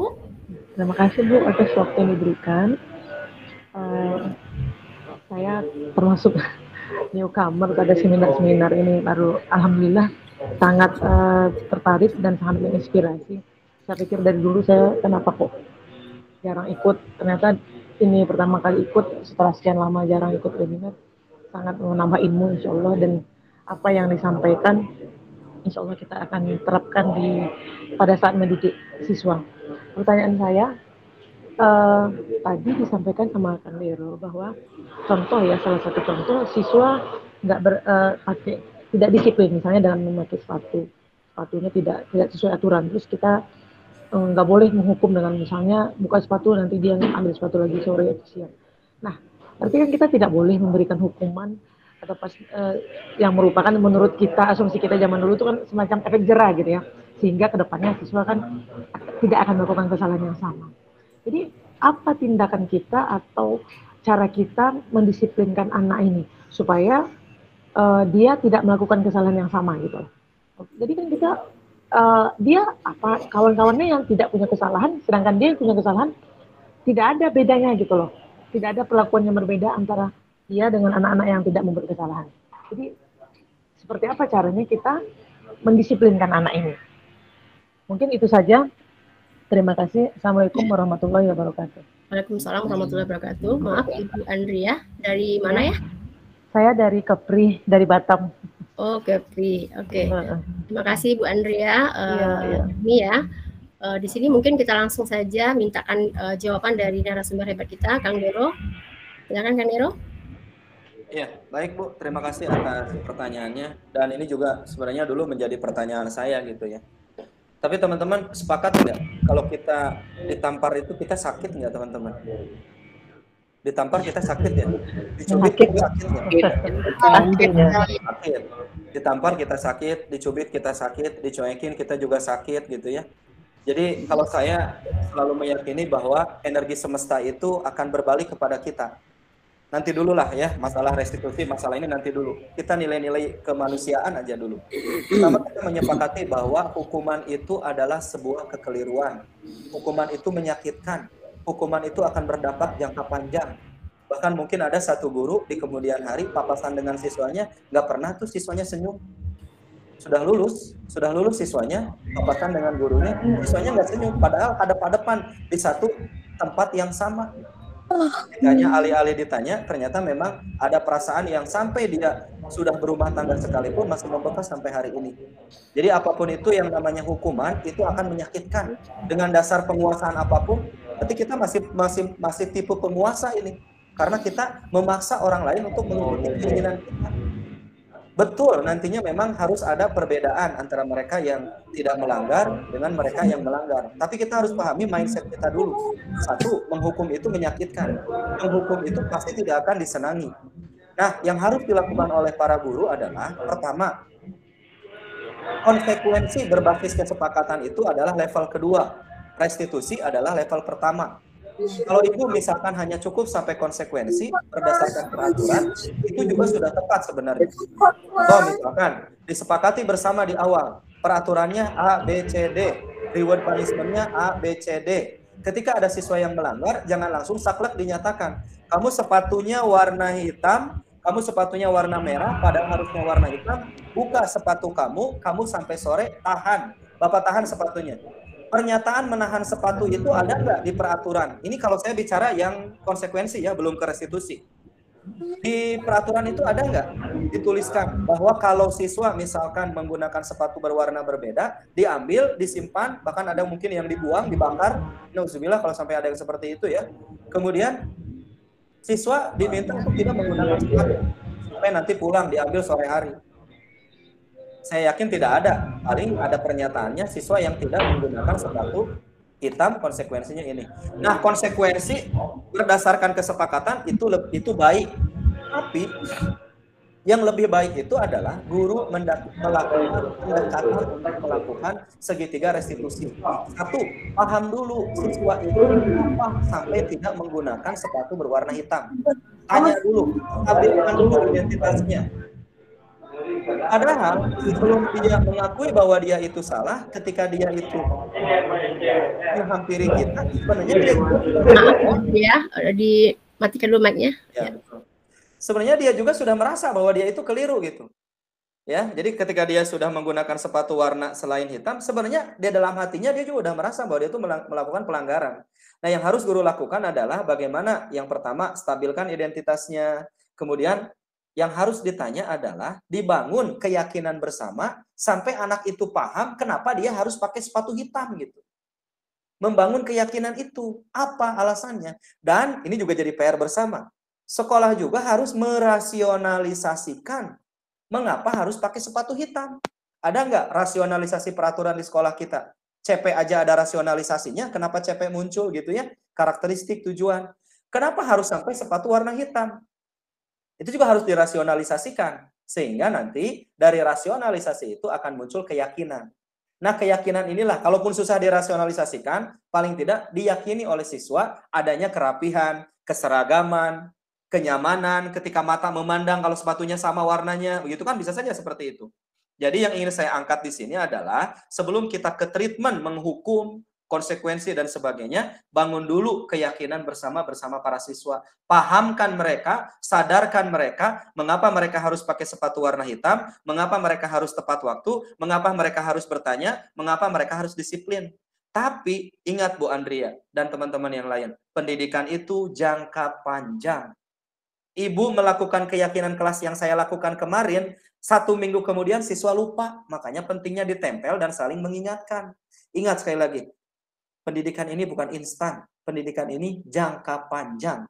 Ibu mau yang mana? Mau yang instan atau jangka panjang? Biasanya yang instan itu suka banyak penyakitnya gitu ya. Nah, yang harus dilakukan adalah jangka panjang, investasi akhirat, kebaikan dan keselamatan. Kalau guru paham ke sana, sebelum menghukum, dia akan tanya dulu pada dirinya sendiri. Karena ketika menghukum, semesta akan menghukum balik kepada diri kita.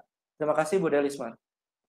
Oke, terima kasih Kang Dero yang sudah memberikan pencerahan pada kita semua. Mungkin ada hal yang selama ini kita lakukan ternyata masih salah gitu ya. Jadi mudah-mudahan kita mempunyai dasar yang rasional untuk memberikan suatu tindakan apapun. Baik, mungkin kita minta satu lagi pertanyaan dari Marnaik Bedo Simbolon. Ini kita perwakilan dari Bapak-Bapak ya. Silakan Pak Marnaik. Diaktifkan mic-nya dulu, Pak. Perkenalkan nama dan berasal dari mana. Mic-nya belum diaktifkan, Pak. Halo, Pak Marnaik. Belum keluar suaranya, Pak Marnaik. Oke, sudah saya aktifkan. Maaf, tadi saya off-cam semua. Oh iya. Ya, silakan, Pak. Perkenalkan, nama saya Marnaik Albedo Simbolon. Saya guru SMP. Pak, Bu. Ya, yang saya mau tanyakan, kadang siswa yang melakukan kesalahan itu kadang sangat banyak atau berjamaah gitu. Sementara penanganannya kan biasanya dari guru mata pelajaran, baru kemudian wali kelas, guru BK, wakasek, terus kepala sekolah, itu tingkatannya untuk menyelesaikan suatu masalah. Jadi kalau dilakukan restitusi, seperti misalnya setiap hari Senin harus pakai topi dan dasi. Itu kan untuk apa ya? Setiap upacara bendera. Ternyata ada sampai setengah dari siswa tidak lengkap. Nah, jadi kalau direstitusi, rasanya sungguh banyak dan makan waktu. Ya kan, Pak? Itulah. Itu yang setiap hari kita bermasalah. Jadi kita mau ngambil praktisnya saking banyaknya siswa yang melakukan pelanggaran. Jadi praktisnya kita catat namanya, kita nasihati mungkin besok minggu depan bawa ya tetap aja. Paling yang kemudian berubah itu dari 50 orang menjadi 40, tapi tetap ada yang melanggar, tetap ada juga yang tidak patuh gitu dia. Mungkin kendalanya di kita itu nggak semua bisa kita restitusi karena kita pun punya jam mengajar. Gitu. Jadi kekurangan waktu untuk merestitusi murid. Baru tentang tadi, kadang siswa yang berambut panjang, ini yang nomor 2, Bu. Siswa yang berambut panjang pernah bertanya kepada saya, apa hubungan berambut panjang tidak diperbolehkan di sekolah dengan prestasi saya gitu? Karena baru sepatu, kenapa sepatu harus warna hitam? Kenapa hanya itu aja itu sih. Kenapa harus sepatu warna hitam sementara saya udah terlanjur beli sepatu warna putih atau berwarna-warni. Rambutnya panjang, kenapa harus dipotong, dipangkas dengan rapi? Kayak saya ini pangkasannya. Jadi saya jawab, kamu harus terbiasa mematuhi peraturan sejak dini gitu ya. Jadi sehingga dewasa, kalau udah dewasa nanti sebagai masyarakat biasa, kamu sudah tahu mana yang baik, mana yang buruk, mana yang boleh dilakukan dan tidak boleh dilakukan. Itu sih alasan saya membuat. Nggak ada alasan khusus harus gini. Paling saya bilang itu rapi, menjadi rapi dan menjadi seragam. Kalau sepatu warna hitam supaya teman-temannya seragam, sepatu hitam gitu dia. Kalau rambut ini alasan saya mungkin supaya rapi gitu dia. Tapi yang lebih saya tekankan, kamu harus terbiasa mematuhi aturan yang benar gitulah dia. Atau mematuhi peraturan dimanapun kamu sekolah punya peraturan dan harus terbiasa mematuhi peraturan. Maaf Pak, ini pertanyaannya fokus saja Pak, karena waktu. Ya. Jadi satu kendala untuk restitusi, terlalu banyak siswa yang melakukan pelanggaran. Satu. Yang kedua, apa alasan yang tepat untuk suatu aturan sekolah itu harus dipatuhi? Kalau dilanggar bagaimana gitu? Lagi karena terlalu banyak kita solusinya adalah hukuman gitu. Kalau konsekuensi jadi nggak sempat, saking banyaknya pelanggaran. Terima kasih Bu. Itu aja. Oke. Terima kasih Pak Marnaik yang telah memberikan pertanyaan yang cukup panjang ya. Ini nampaknya pengalaman pribadi Pak ya. Sehingga mungkin minta pencerahan dari Kang Dero bagaimana menyikapi hal ini yang hubungan dengan segitiga restitusi. Kepada Kang Dero kita persilakan. Baik, terima kasih Bu Delismar, Kang Marnaik juga terima kasih atas pertanyaannya. Teman-teman, pertama yang harus disadari itu adalah kita ini guru berhadapan bukan dengan alat, bukan dengan benda. Kalau teman-teman misalkan kerja di industri, yang dihadapinya adalah mesin pabrik gitu ya, yang dihadapinya adalah kemudian alat-alat berteknologi tinggi misalkan gitu. Nah, yang sedang kita hadapi ini adalah anak-anak. Yang sedang kita hadapi ini adalah manusia yang punya fitrah, yang punya keinginan, yang punya naluri, yang punya hasrat dan punya kebutuhan. Itu dulu satu yang harus dipahami. Karena dia manusia, maka akan ada dinamika.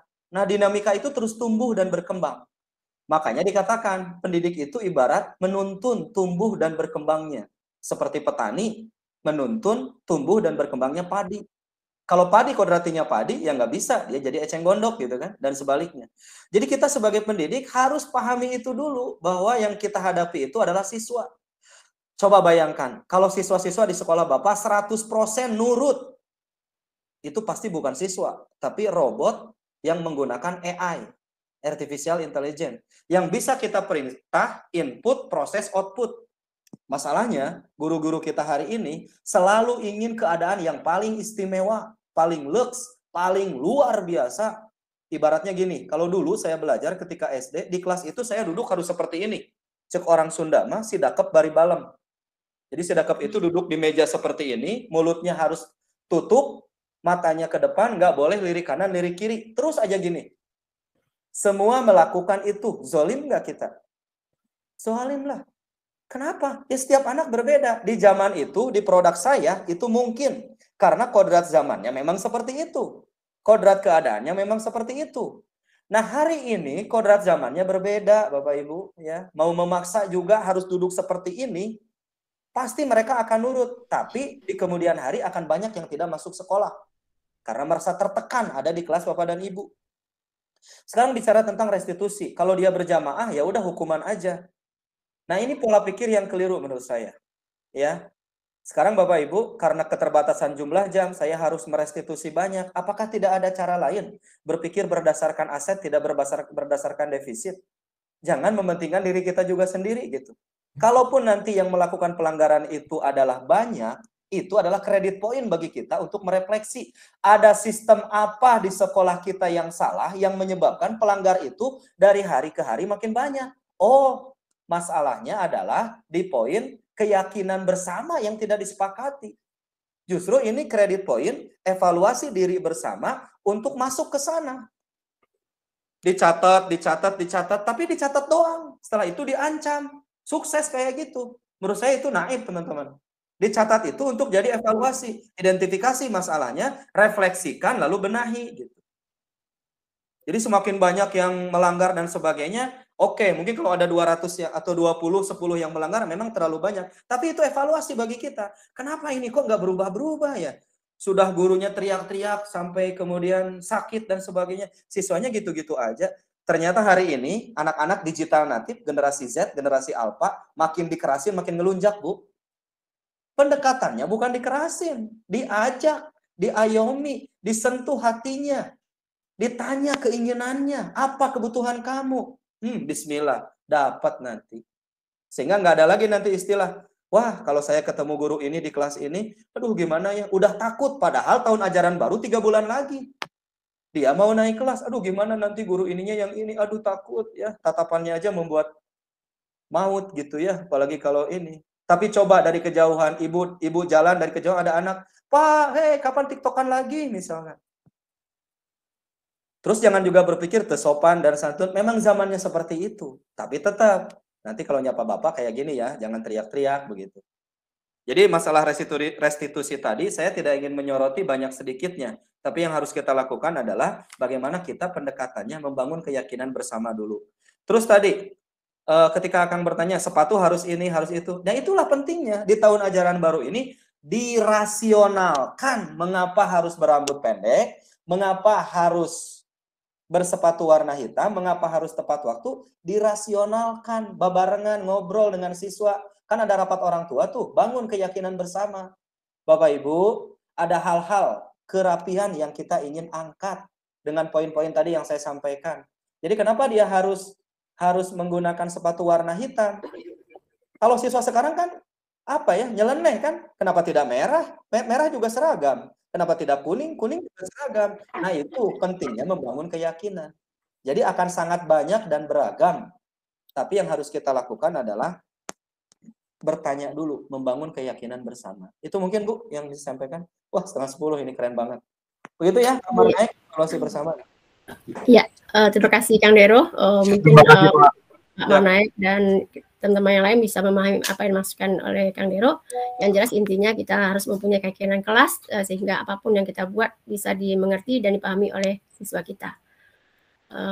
Mungkin gimana Bu Neng, kita sudah berada pada 21.28? Ya, sepertinya kita sudahi aja karena udah malam. Dan besok juga Bapak Ibu Guru mempersiapkan masuk ajaran baru. Nanti kalau memang ada pertanyaan yang belum terjawab bisa dilanjutkan di grup WhatsApp seperti itu. Oke, siap. Ya. Saya closing statement. Ya. Demikian Bapak Ibu ya. Di kolom chat juga ada tanggapan, kemudian ada beberapa orang raise hand yang mohon maaf tidak bisa dipersilakan satu persatu karena mengingat waktu kita sudah lewat dari yang seharusnya 20:45 ya. Jadi saking semangatnya materi kita hari ini sangat menarik dan memang itu yang kita butuhkan gitu ya. Sebagai guru pada zaman sekarang ini butuh yang namanya strategi ya, bagaimana menyikapi tingkah laku atau sesuatu hal yang dirasa baru gitu. Jadi mungkin itu Bapak Ibu, sebelum kita mengakhiri mungkin kita minta closing statement dulu dari narasumber hebat kita, Kang Dero. Silakan Kang. Baik Bu, terima kasih atas kesempatannya. Baik teman-teman, saya ingin mengajak kita semua bagaimana kemudian hari ini konteks berkhidmat kepada peserta didik benar-benar harus masuk ke dalam diri kita. Saya juga ingin menjalani sensasi tantangan keren ini, bagaimana di tahun ajaran baru ini bukan kita dapat apa dari siswa, tapi kita telah menghadirkan apa untuk mereka. Siswa akan lupa dengan apa yang kita katakan, tapi mereka tidak akan pernah lupa dengan cara kita memperlakukan mereka. Hari ini, kalau Bapak Ibu baik terhadap mereka, semesta akan memberikan kebaikan untuk kita. Bapak Ibu ingat, siswa itu investasi jangka panjang kita, yang akan kita petik di kemudian hari, tatkala fisik kita sudah hancur di mama bumi. Fisik kita akan hilang, fisik kita akan rusak, kita akan meninggal dunia. Pastikan nama baik kita akan dikenang sepanjang masa di hati para siswa, menggema, menginspirasi, dan menghadirkan berkah untuk kita dan mereka. Terima kasih Bapak Ibu. Wabillahi taufiq wal hidayah. Wassalamualaikum warahmatullahi wabarakatuh. Waalaikumsalam warahmatullahi wabarakatuh. Alhamdulillah dengan statement warahmatullahi wabarakatuh. Maka kegiatan webinar sesi ke-9 sudah kita lakukan. Jadi saya selaku moderator, Ketua Kanva Lopers Nusantara Kota Jambi, SMP Negeri 5 Kota Jambi. Mohon maaf jika ada salah-salah. Sebelum kita tutup, mungkin saya akan akhiri juga dengan pantun. Karena tadi diawali pantun dan diakhiri juga dengan pantun. Bunga dadap di atas para.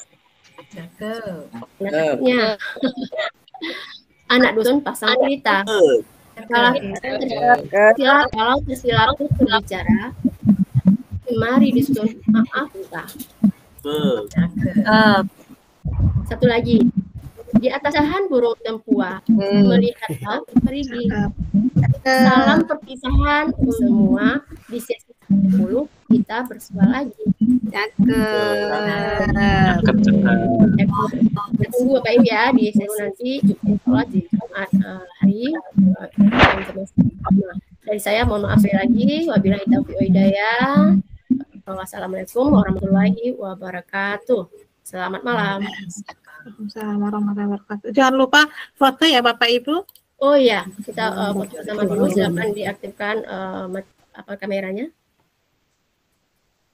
Ya, silakan diaktifkan kameranya Bapak Ibu. Kita foto bersama-sama terlebih dahulu.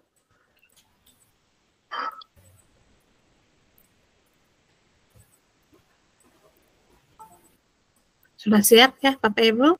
Bentar, saya ubah tata letaknya.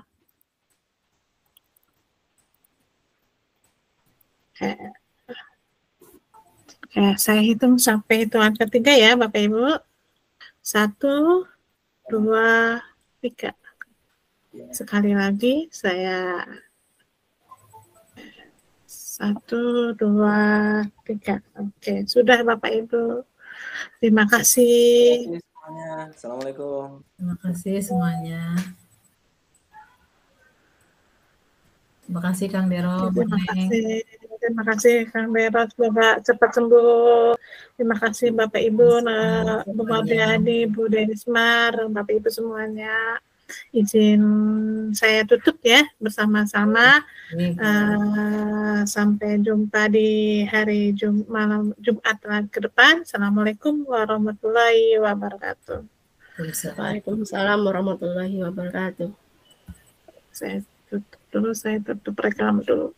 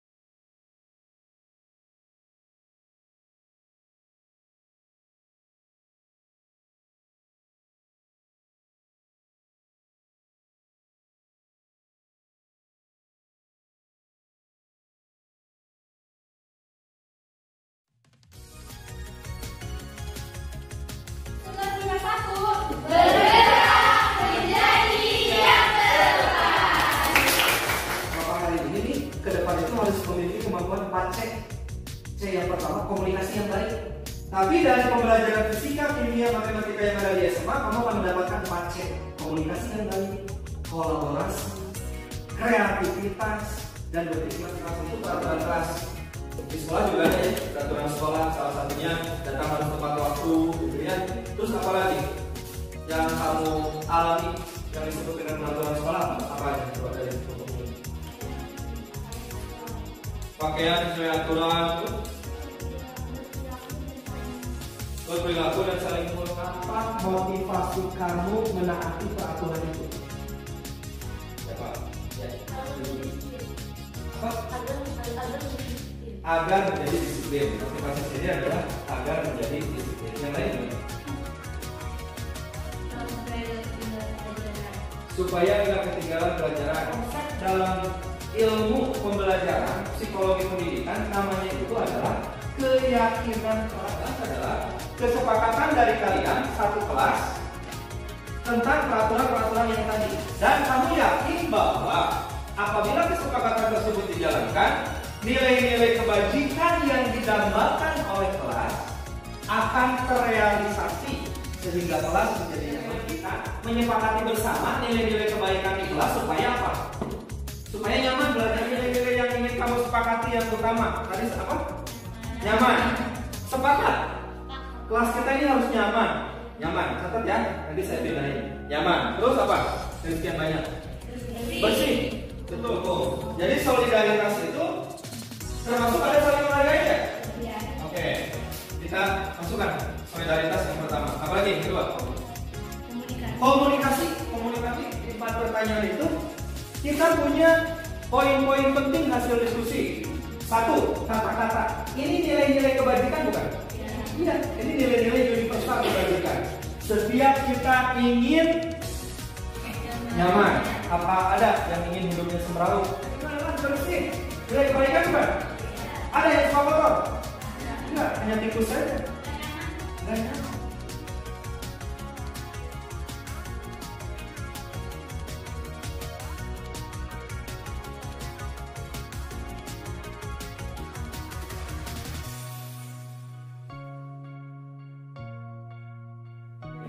Kelas 11 IPA 1. Pertama, terciptanya suasana kelas yang harmonis dan nyaman untuk belajar. Kedua, produknya interaksi siswa dan siswa yang solid dan saling memahami sehingga siswa dapat berkembang di lingkungan yang positif. Yang ketiga, tercapainya pengalaman belajar yang asik dan menantang. Keempat, terwujudnya interaksi siswa dan guru yang komunikasi dan guru. Dan yang terakhir yaitu pelaksananya suasana belajar yang melatih kemampuan siswa untuk sepakat. Kesukaan tangan? Kamu juga boleh kesukaan tangan? Oke, sepakat. Maka kalau disepakati, kita akan sahkan keyakinan kelas 11 MIPA 1 disahkan.